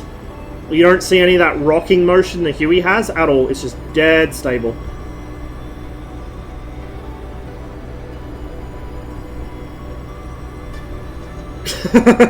Yeah, I know, right, Gilson? It's priced like a train simulator. It's one of the things about DCS, it's both unnerving and charming. One of the other funny things is because they periodically update some models and leave others unupdated, you think it's weird enough with the aircraft how some look like they're straight out of 1998 and others have like every rivet modeled in full 3D. Check out some of the infantry models. One of the, I think it's the Fuel Depot model, has like a bunch of 44-gallon drums and a Russian infantryman standing guard in front of it. And then there's the separate Russian rifleman model. One of Alpen's missions has two of them, the Fuel Depot with its little guard soldier and an actual soldier, put right next to each other. And the actual infantryman model is not only more detailed, but he's a good foot taller than the guard model. So, like, the poor fucking guy guarding the fuel depot is an absolute manlet, and he's got this Chad towering over him. There are many things like that about DCS. It's like, DCS has a lot of jank that we complain about, but there's a certain amount of jank in this game that I hope they never fix, because it's just so endearing. That's one of them. That's one of them. I mean, not even in the most modern high-tech games do you see characters with varying heights. You know, like all those games that put so much time and effort into character customization, you can't customize your character's height? Fucking DCS is all over it. We have it in a flight simulator. Eat your fucking heart out, Cyberpunk. What is that? Is that no, it's not an observatory. I don't know, it's not a lighthouse either. Some kind of public building, maybe? Monument? Something? I don't know. Sightseeing in the helicopters is quite nice. I should probably do it more often. Nice and chill.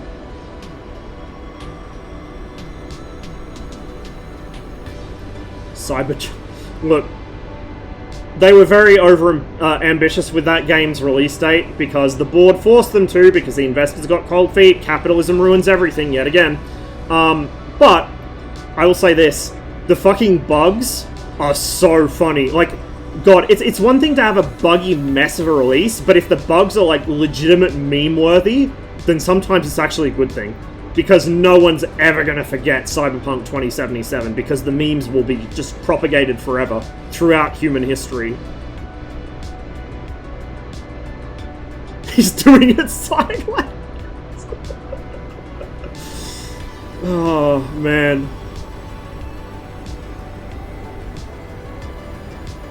That original video is like one of the landmarks of the internet. If like, I'm never gonna have kids of my own because I'm not good with kids. I can't even look after myself, and, you know, it doesn't suit my lifestyle. But if I did hypothetically have kids, I would make sure, as they, like, come of age, they would have to have seen Foon Too Hot for Z Block by that point. Like, no child of mine would be allowed to progress into adulthood without seeing that video.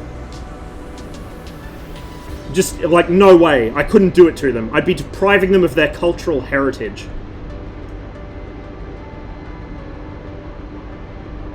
Still selling Gangbusters 2 even after returns? Yeah, that's the weird thing. Like, it was a huge fucking financial success, even with all the fucking returns. Like,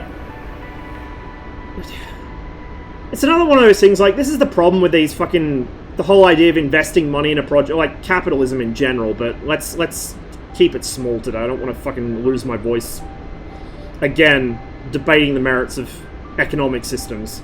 I will inevitably do it at some point, but let's not do it yet. But this is the thing, you get investors putting money into projects like this, and they don't, like, none of the investors know shit about video games. They don't know about game development, they don't fucking know anything about the market other than a bunch of interesting, like, positive-looking trends on a graph that someone shows them to get them to invest it in the first place. They don't have a fucking clue. Like, this is like hedge funds and shit, and fucking retirement funds. It's not people that play video games, it's not people that fucking care about video games. They don't know what the fuck they're talking about, right? They're just putting money in something that they think is a guaranteed return so they can get more money out. That's how capitalism works.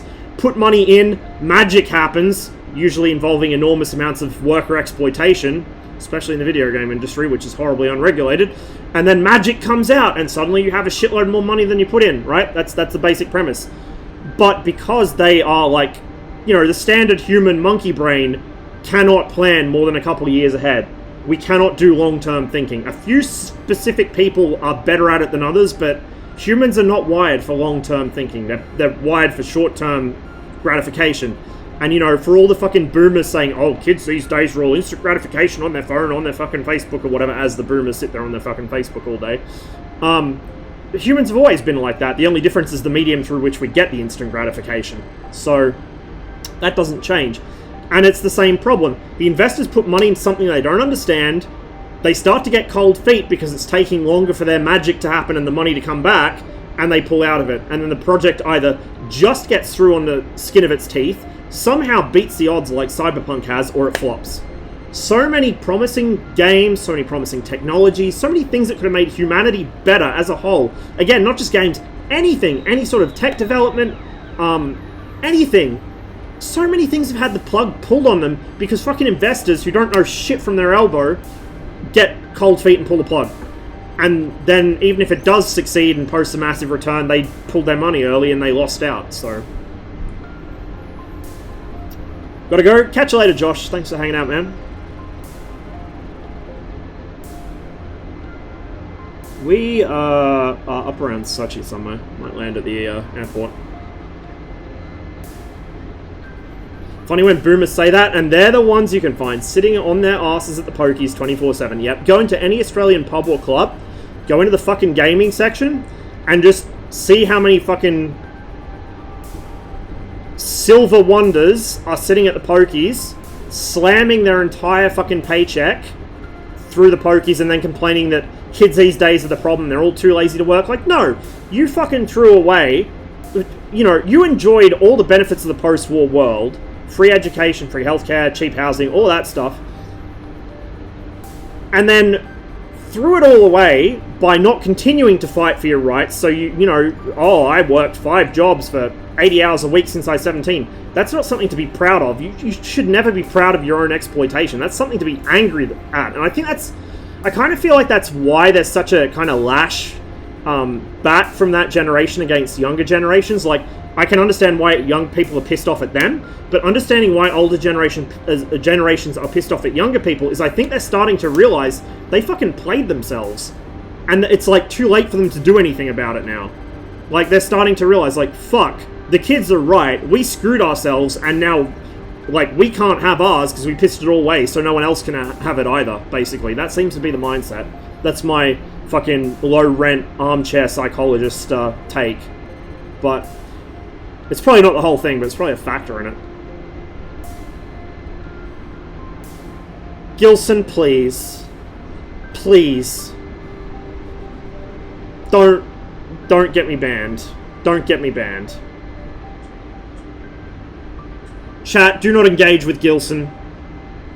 Do not reward Gilson. Check under your bed at night for Gilson. Why would that get you banned? That specifically might not, but the discussion it might cause would get me banned.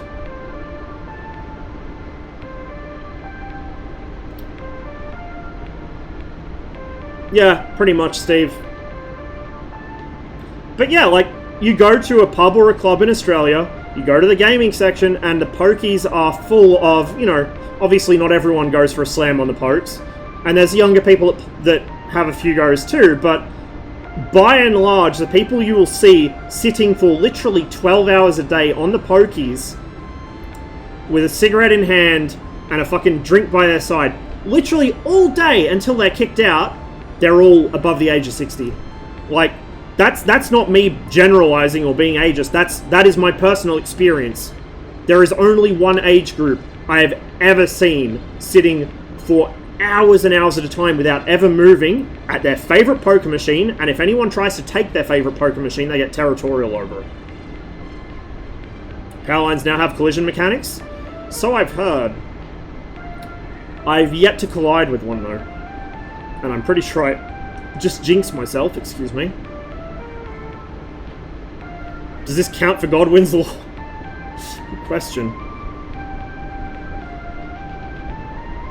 Also, kids these days, the kids they mean are 40 by now, but boomers act like they're all 17-year-olds because they refuse to acknowledge that they themselves got it. Yeah, exactly. Like, I'm fucking 31 years old. I am 31 fucking years old. Kids these days mean someone who's like 15. It doesn't mean people are 20, or 25, or fucking 30, or 40 even. Like, no, that's not how that works.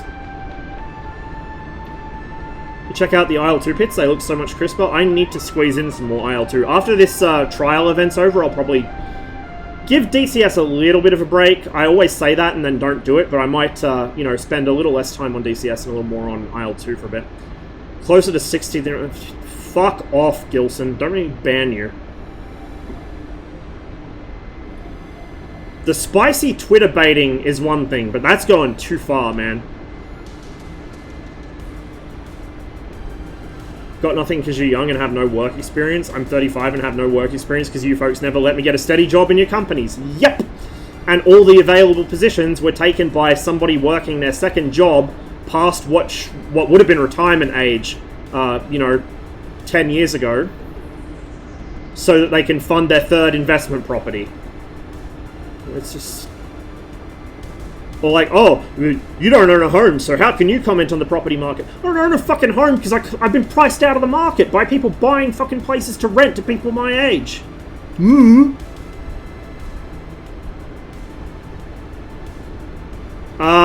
Yes, Steve, it should do. It resupplies the main pneumatic system. I think the air start is a separate bottle, but I'm pretty sure it resupplies that. So, main pneumatic, air start, emergency pneumatic, braking chute, fuel, obviously. The only thing you need to do a repair for is the radar juice.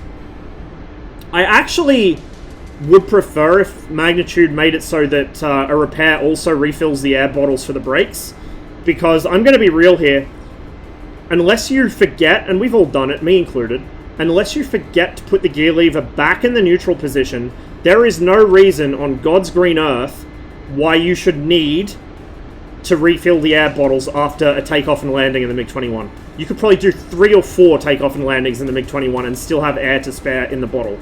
With brakes, with the chute, all that, like, there is more in there than you need for 1, 2, or even 3 sorties. I don't understand where people are coming from when they say, oh, don't make too many turns on the taxiway, you'll waste your air. It's like, bro, I can fucking, like, just pump the brakes all the way down the taxiway, and it makes no fucking difference. I have so much air in those brakes. You may notice every now and then I'll glance down at the air gauge, like after returning from a mission, and even if I've taxied 3 laps of the airfield before taking off, and then I hold the brakes on rollout, I still have more than half of my main pressure, my main system pressure.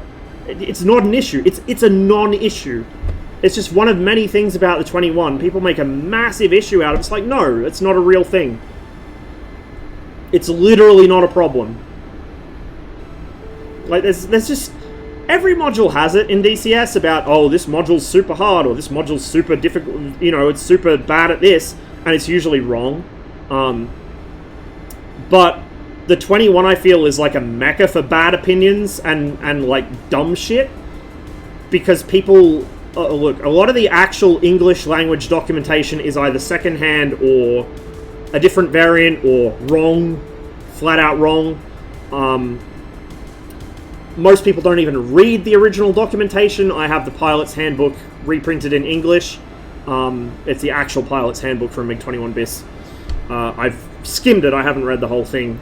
Most of it I figured out intuitively through DCS. Stridswagen 103C, thanks for the follow, welcome to the stream. So yeah, like, most people don't consult the actual documentation. So for instance, Chuck's guide on the MiG-21. Chuck does a lot of good work, and I definitely recommend Chuck's guides as a starting point for when people get a new module, but they're not infallible. Chuck's guide for the MiG-21 has like a whole bevy of inaccuracies in it, because Chuck either got it secondhand, or got it from the wrong version of the MiG-21, or he kind of tried to intuit something, but he's used to Western systems, so he intuited it wrong, if that makes sense. Like, it's like me trying to work out how the Hornet or the Viper systems work, and I'm always wrong, because I understand how Soviet systems work. It's like the reverse of that, basically. So things like, Chuck had a thing, do not ever lower the flaps to turn in the MiG-21. It's like, yeah, but why? As long as you keep the power on, the blown flaps will generate lift. As long as, like, you can't overspeed them, they automatically retract. Why not drop them to help with turning? Where does he get that from? I don't know. He probably got it secondhand from somebody, because I don't even think it says that anywhere in the pilot's handbook. I checked for it. The actual pilot's operating handbook for the MiG-21 BIS does not list a never exceed speed for flaps. There is none. Not there. It's there for the undercarriage, it's there for weapons, fuel tanks, pylons, every configuration you can imagine except flaps down, because the flaps automatically retract. And there was some other stuff too. I think he had the graduations on the radar scope wrong. From memory, I'd have to double check. There were a few other things too. He listed the RS-2US as semi-active radar homing. It's not. It's a beam rider. And I think he had stuff about like locking the fixed beam, which, like I've said, is not realistic. It's kind of an archaic thing from when the MiG-21 began as a mod, and some of the systems were programmed in weird and wonderful ways. That's something to remember about.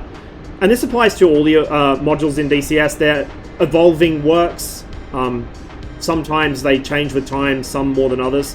The MiG-21 was the first third-party module. It was the first supersonic module, full fidelity.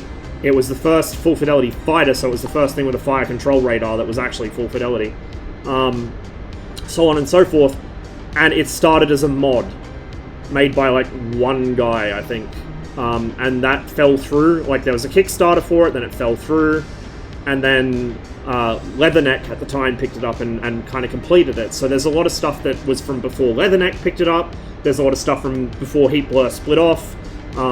There's a lot of stuff now from Magnitude 3. Like, it's like growth rings on a tree. There's just layer upon layer of stuff on each module. Like I said, some more than others.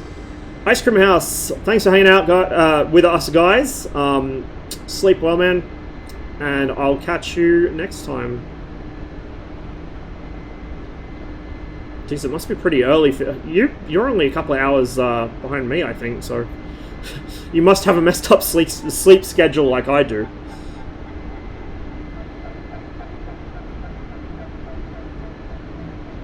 I'm gonna probably get myself a drink after I land before I lose my voice completely. I drank like a liter of energy drink before the stream, and I can't shut up. Does this module have multi-crew like the Huey? Not yet. I think it's planned, but it's not in yet.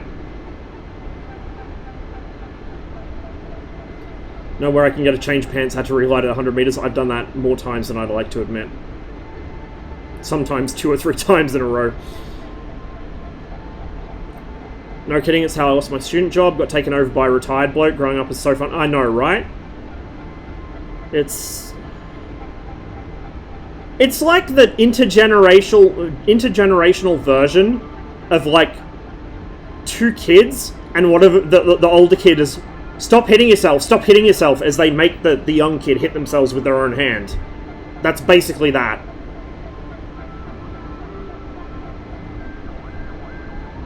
People must be using the air bottles as nags if they're running out. Yeah, between that and the fucking radar coolant, I could well see it.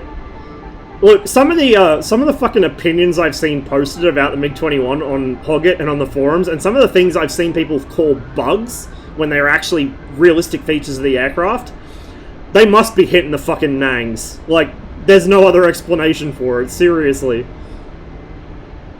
I think some of the highlights for me, and one of these ties into the Gazelle thing as well, one of the highlights for me was a guy that was saying the R25-300 engine, you know, the MiG-21's engine, the thing with the yeet switch that gives it, like, an unholy amount of thrust at low altitude, like, nearly doubles its thrust output. That thing, that's underpowered, because he had to be in full afterburner and it was still stalling on short final. The solution to this mystical problem was that he was holding it pinned at, like, 30 degrees angle of attack on approach. Ooh. There was another guy that had the same problem, but it was because he had it at flight idle on approach with full landing flaps. The bleed air is not getting tapped off the engine at that low of an RPM. You have to be, like, if you look on the MiG-21's throttle quadrant, in English I think it just says LND. In the original Russian labeling it has SPS, which is the abbreviation for blown flaps, or boundary layer control. The throttle has to be in that range to tap the air off the engine, off the compressor, to feed the blown flap system. If you are not at or above that power setting, those flaps are fucking draggy as hell and you're getting no lift off of them, basically. Or no, like, additional lift. And you'll drop like a rock. Read the fucking manual, I guess. It's literally one of the main features of the aircraft, right? There was a whole fucking version of the MiG-21, I think it was the East Germans had their own designation, so the East German MiG-21 PFM was not actually a Soviet MiG-21 PFM, it was a German upgrade of the PF. Now, the actual Soviet MiG-21 PFM in East German service was called the MiG-21 SPS, and it was specifically called that because it introduced boundary layer control. What's a manual? That's the thing that gets me. A lot of the people that come out with these fucking dumbass takes are checklisters. It's like, if you're such a good checklister and you talk so much shit about only playing single player because you follow the real procedures, how the fuck do you not know how to fly the aircraft? You know, there are people saying, oh, it's too hard to land it because you have to land too fast or you have to land too... Like, no, it's literally not. There's so many people in DCS, I've said this before, like ages ago, but there's so many people in DCS who try to... I love this helicopter, I'm just flying hands off. I don't even have the autopilot per se on, I have the stab orgs on. There's an actual fucking autopilot in this, which I don't even use. There were people who, like, they try and run before they can walk. They're trying to do, like, perfect instrument approaches on the fucking PRMG, and they don't know how to land a fucking plane. They're like, oh, I keep landing short of the runway, or I keep having to go into afterburner. It's like, because you aren't adjusting your fucking circuit, or your power setting, or your fucking flap config for your configuration. You know, you're coming in too heavy, or you're coming in too light, or you're not accounting for the wind.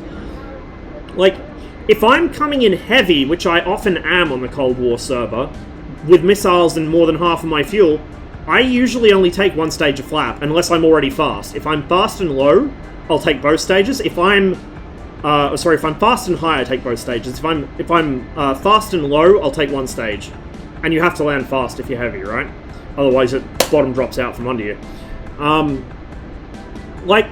And this is a real pilot thing. Student pilot, not qualified license, but this is a real pilot thing. This is real airmanship, right? That you do if you fly real fucking planes. One of the first things I was taught, after I could prove I could land the fucking thing without killing myself, was how to do half-flap landings, no-flap landings, how to tell when to use the flaps. Basically just, call them as you see them, and you can always go around. So, I'd say probably 70 or 80% of my real-life landings I made at half-flap. I probably made half again of whatever's left, of like 10-20% of that total. I made at full flap, because I'm usually fast and low. Just something about the way I set myself up on approach, I'm always fast and low and off center line. So, yeah, that's sloppy airmanship. So be it. As I said, I'm uncoordinated as fuck. I have to work with what I've got here. But I make up for it by, like, oh, I'm already low. I only need to take half flap. If I take full flap, I'm going to have a bad day. So I take half flap. And I've made probably another half again as much no-flap landings because I just didn't need them. But, like, this is... I was watching Elmo, as in Razbam Elmo, their community manager. Just had a kid the other day, so congratulations to him. He was doing a stream to demonstrate different things with the Mirage. I think it was with the CCIP bombing in that, or CCRP, it was one of the two. It was precision bombing in the Mirage, because someone had said they couldn't do it or something was wrong with it, and he was proving that they just needed to RTFM. And then he did the same thing with the MiG-19, because someone else said, oh, it's not working, and he said, well, you need to actually set the reticle depression correctly, and then he demonstrated it. But one of the things he said that he really wished you had to do before you could even join a multiplayer server, any multiplayer server, let alone somewhere like GS, he said he wished you had to start out in a fucking basic prop train with ground school first, so you get like 2 weeks of ground school before you even see the plane. Then you had to do the simulator. Then you had to fucking do the basic trainer, then prove you're competent at that, doing all like the... You know, he said people should have to do the entire fucking B course before they can join a multiplayer server in the jet. It's like, you know what?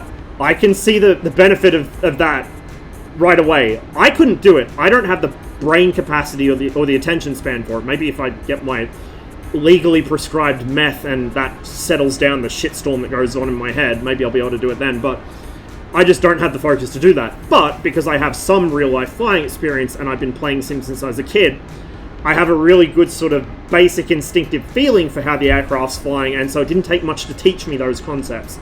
Like, I could already do takeoffs, flying around, and most of a landing by myself. Literally my first ever real-life flight, I was given the controls, I'm pretty sure I took off. I'm pretty sure I was given the controls on takeoff. The instructor had his hand on the stick, but I had the controls. He was just following me through to make sure I didn't do anything dumb, and so he could grab them off me if he needed to. So I'm pretty sure I took off. I flew around, and then I was pretty certain he was going to land it. I thought he was going to have me set him up on approach, and then he'd take over. No, he had me land it. My first ever flight in an actual real aircraft, I landed the plane. And I fucking three-pointed a nose-wheel aircraft, because that's a thing my brain does, I guess. He said it was a fucking fantastic landing, but it's not how you're supposed to land those things. But yeah, like, I have a good instinctive feel for that kind of thing. Like, the comment was made, wow, you're like a natural pilot. And unfortunately for me, I'm a natural at a lot of things, which means I don't study and I kind of don't actually improve at them. But yeah, like, I have that going for me, whereas a lot of people that get into Sims, I feel, and even a lot of real-world pilots, like, a lot of people who are real-world fighter pilots aren't natural pilots. They have to learn this shit the hard way, right? And they excel at it, like, because they're better students than me, right? You have natural pilots and you have, like, learned pilots, and they tend to be kind of different in how they handle the aircraft. So, like, a lot of the people that come into DCS kind of just don't have that experience, or they just think it'll come to them naturally, or they think, oh, well, I'll just buy one plane and I'll make it the most advanced plane I can, because how hard can it be to learn to fly it? And then, because they don't understand any basic airmanship, they fuck up. I've noticed this, like, I don't want to cast too much shade at the tube liner sim guys, because, you know, I respect what they do.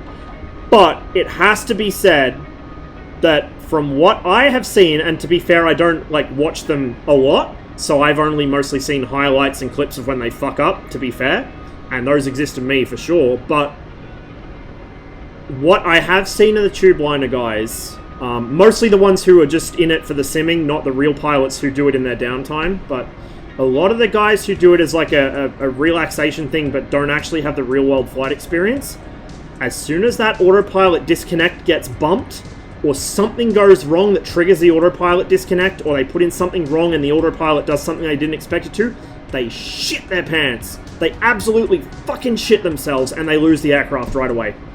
No hope of recovery, just right away. Every wrong immediate action you can think of. It's like the natural response of a lot of the fly-by-wire guys in DCS when you put them in the older jets. When the wing starts to drop because they're stalling, they immediately snatch the aileron in the opposite direction and immediately spin themselves. And, you know, I don't want to sound like I'm casting shade here, because he's a good guy and he's a fucking fantastic pilot. But he mostly does modern stuff, or the F5, which is, you know, quite benign in its handling. Mustang, when he first started flying the MiG-19, like the first few flights he did, he spun that thing so fucking many times, because his first instinct coming from the Hornet, which has fly-by-wire that accounts for this kind of stuff, was he would counter it with aileron. And if you have flown a manual flight controls aircraft without any kind of stab orgs, the absolute #1 worst thing you never ever do when you get a wing stall is touch the ailerons. Never ever ever. Especially opposite aileron. That's, you kill yourself right away. Or spin at least. And it's the same thing. Like, a lot of these guys get into a flight condition that they don't know how to handle, or they might even know how to handle it, like, academically, but in the moment they panic. I do this too. I panic all the time and fuck shit up that I know how to get out of, but, like, I've really noticed it's prevalent with them. So they'll get the aircraft in something, it's totally recoverable, or there's nothing wrong with it, just the autopilot disconnected. But they're so busy tripping over themselves, like panicking and trying to hit buttons and re-engage it, that the aircraft gets away from them. And it's so common, it's so common. It's just because I think they don't have that real-world experience, and again, they're trying to run before they can walk. Yeah, they know how to turn the autopilot on, they know all the systems, they know how to use... Like, their comms procedure is way fucking better than mine. Like, they sound like real pilots, they know all the different airspaces, they have all the chots, they do the whole fucking gamut. They're, like, full on into it, way more than I am. But they're trying to run before they can walk, and as soon as it's just them and the aircraft, and all of the flight aids are taken away from them, the shit hits the fan. Like, it's immediate. You can see it right away. Anyway, I'm gonna fucking stop meaninglessly meandering around in this thing. Well, what was I gonna do? I was gonna show the MB339, wasn't I? Yeah, I mean, I don't disrespect them or think that's inherently wrong.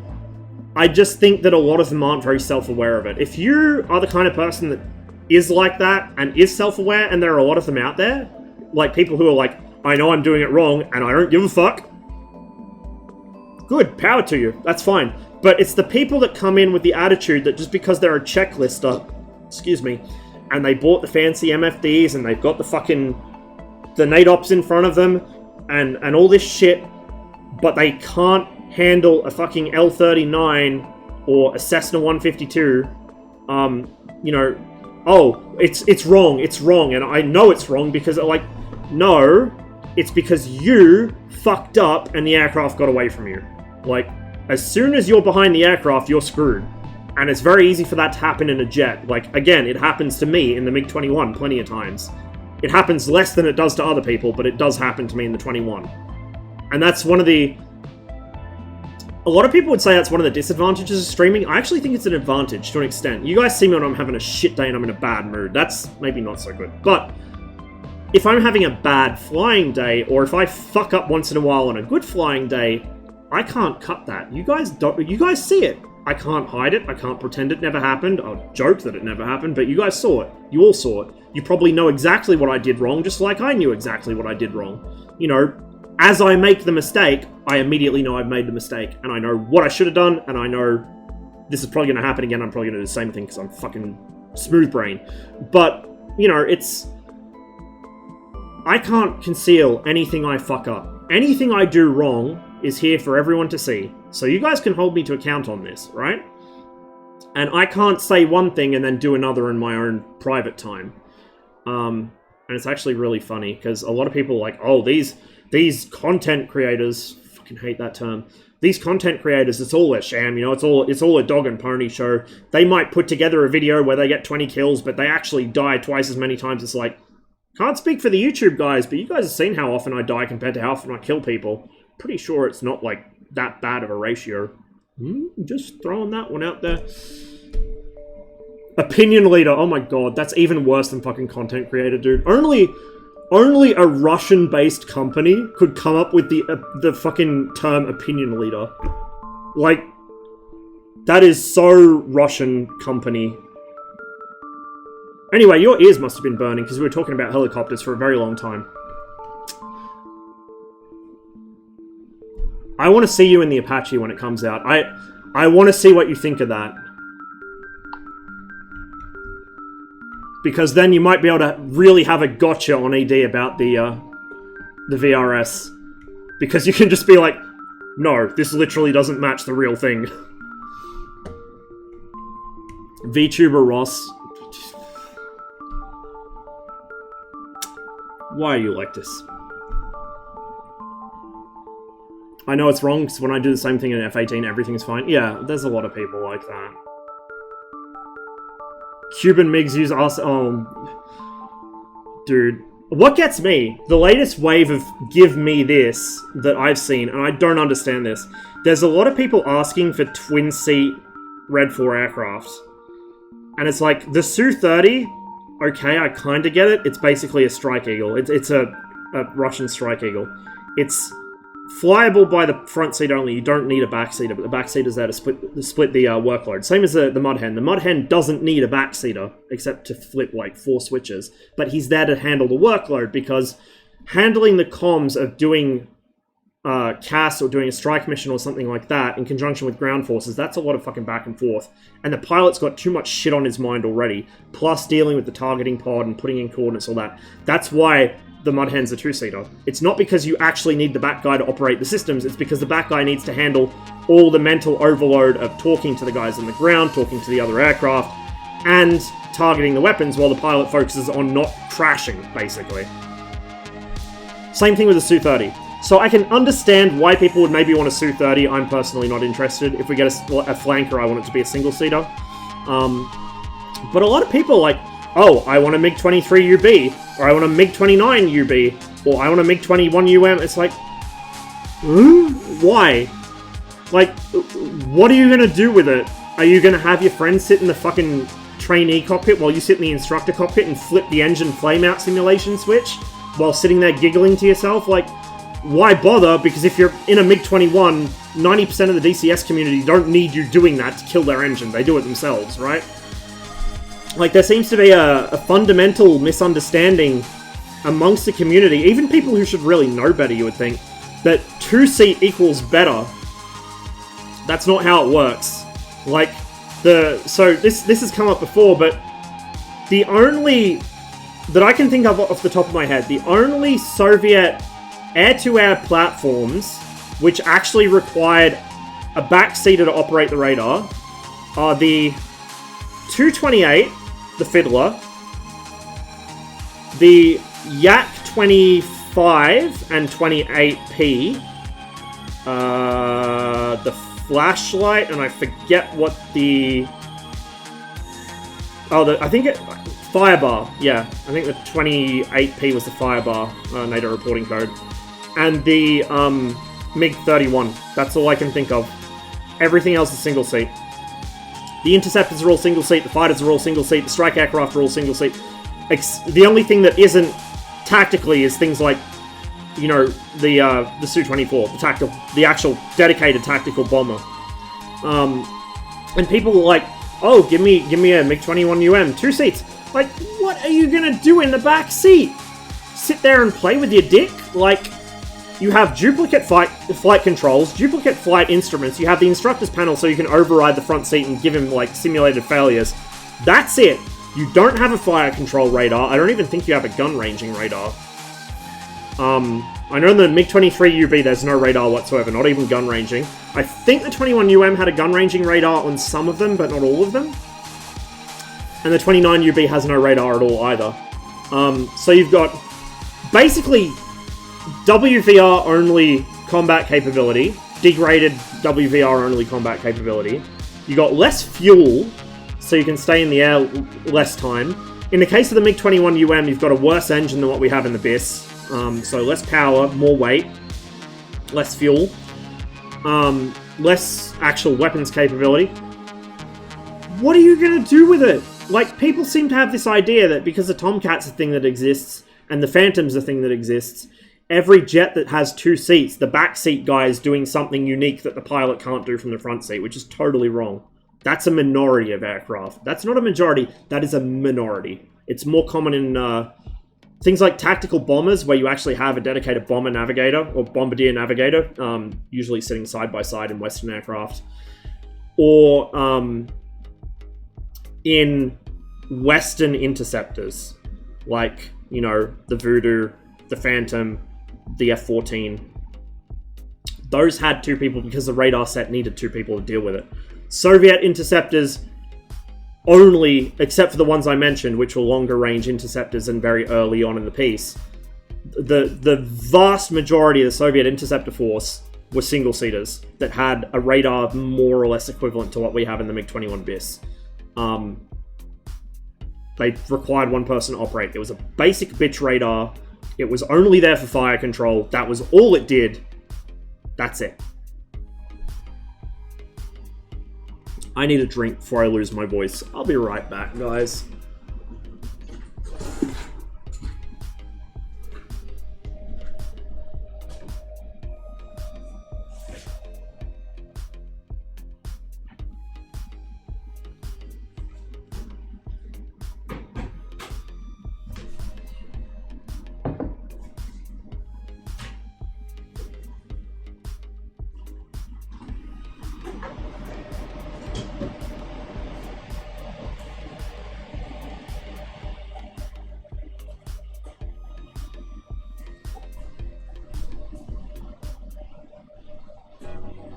Leave that boil for a bit, get myself some tea. Tea with honey always saves the voice. I just usually don't put stuff in my tea other than milk. No sugar, no honey, no nothing else. I do have some honey, but I think it's like fully crystallized by this point, so it might be a bit awkward to put in my tea. 2 seat equals twice the pilot's more good. Yeah, I think that's basically the logic in action there. Let's see, MB339, where are you? Where are you hiding? I probably scrolled past it 5 times already. There it is. We'll do cold and dark, but I'm going to auto start it because I don't know how to start this jet yet. I haven't learned it yet. I will, eventually, promise.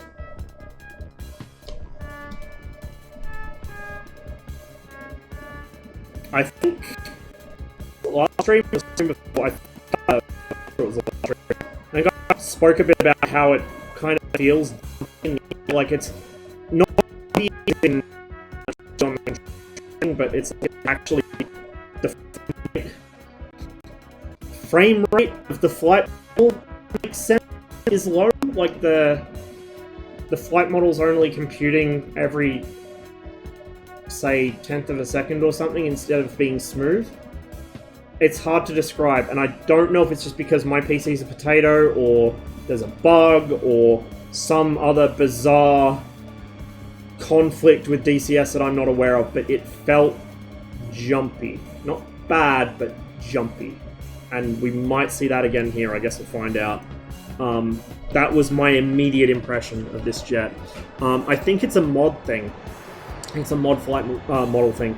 Because one of the first things I noticed about the Skyhawk as well, and especially when I briefly tried the MiG-23 UB mod, they had the same thing on the ground, and to a greater or lesser extent, similar extent for the UB, lesser for the Skyhawk, they had the same feeling as well. The Skyhawk actually feels quite a bit smoother now, but it's still not as smooth as a actual like full-on flight model. Chuck them on there. I'm gonna grab my tea, or at least pour it out.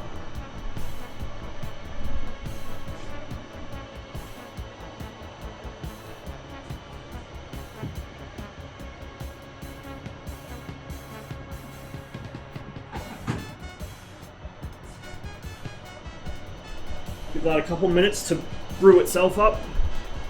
So the plan was, and I just came up with this plan like yesterday, by the way, because I realized how close to the end of the event we are. I normally would leave like a day or two between each stream, just for my voice to recover, for me to sort out shit from the last stream, do stuff that I actually want to do, you know, myself. But because we're getting close to the end of the event, I was thinking I might just Iron Man it through till the event's over. That's probably not going to happen, like, legit. But if I stream tomorrow, it might be a silent stream. We'll roleplay, like, 1920s cinema, because I'm probably not going to be able to speak.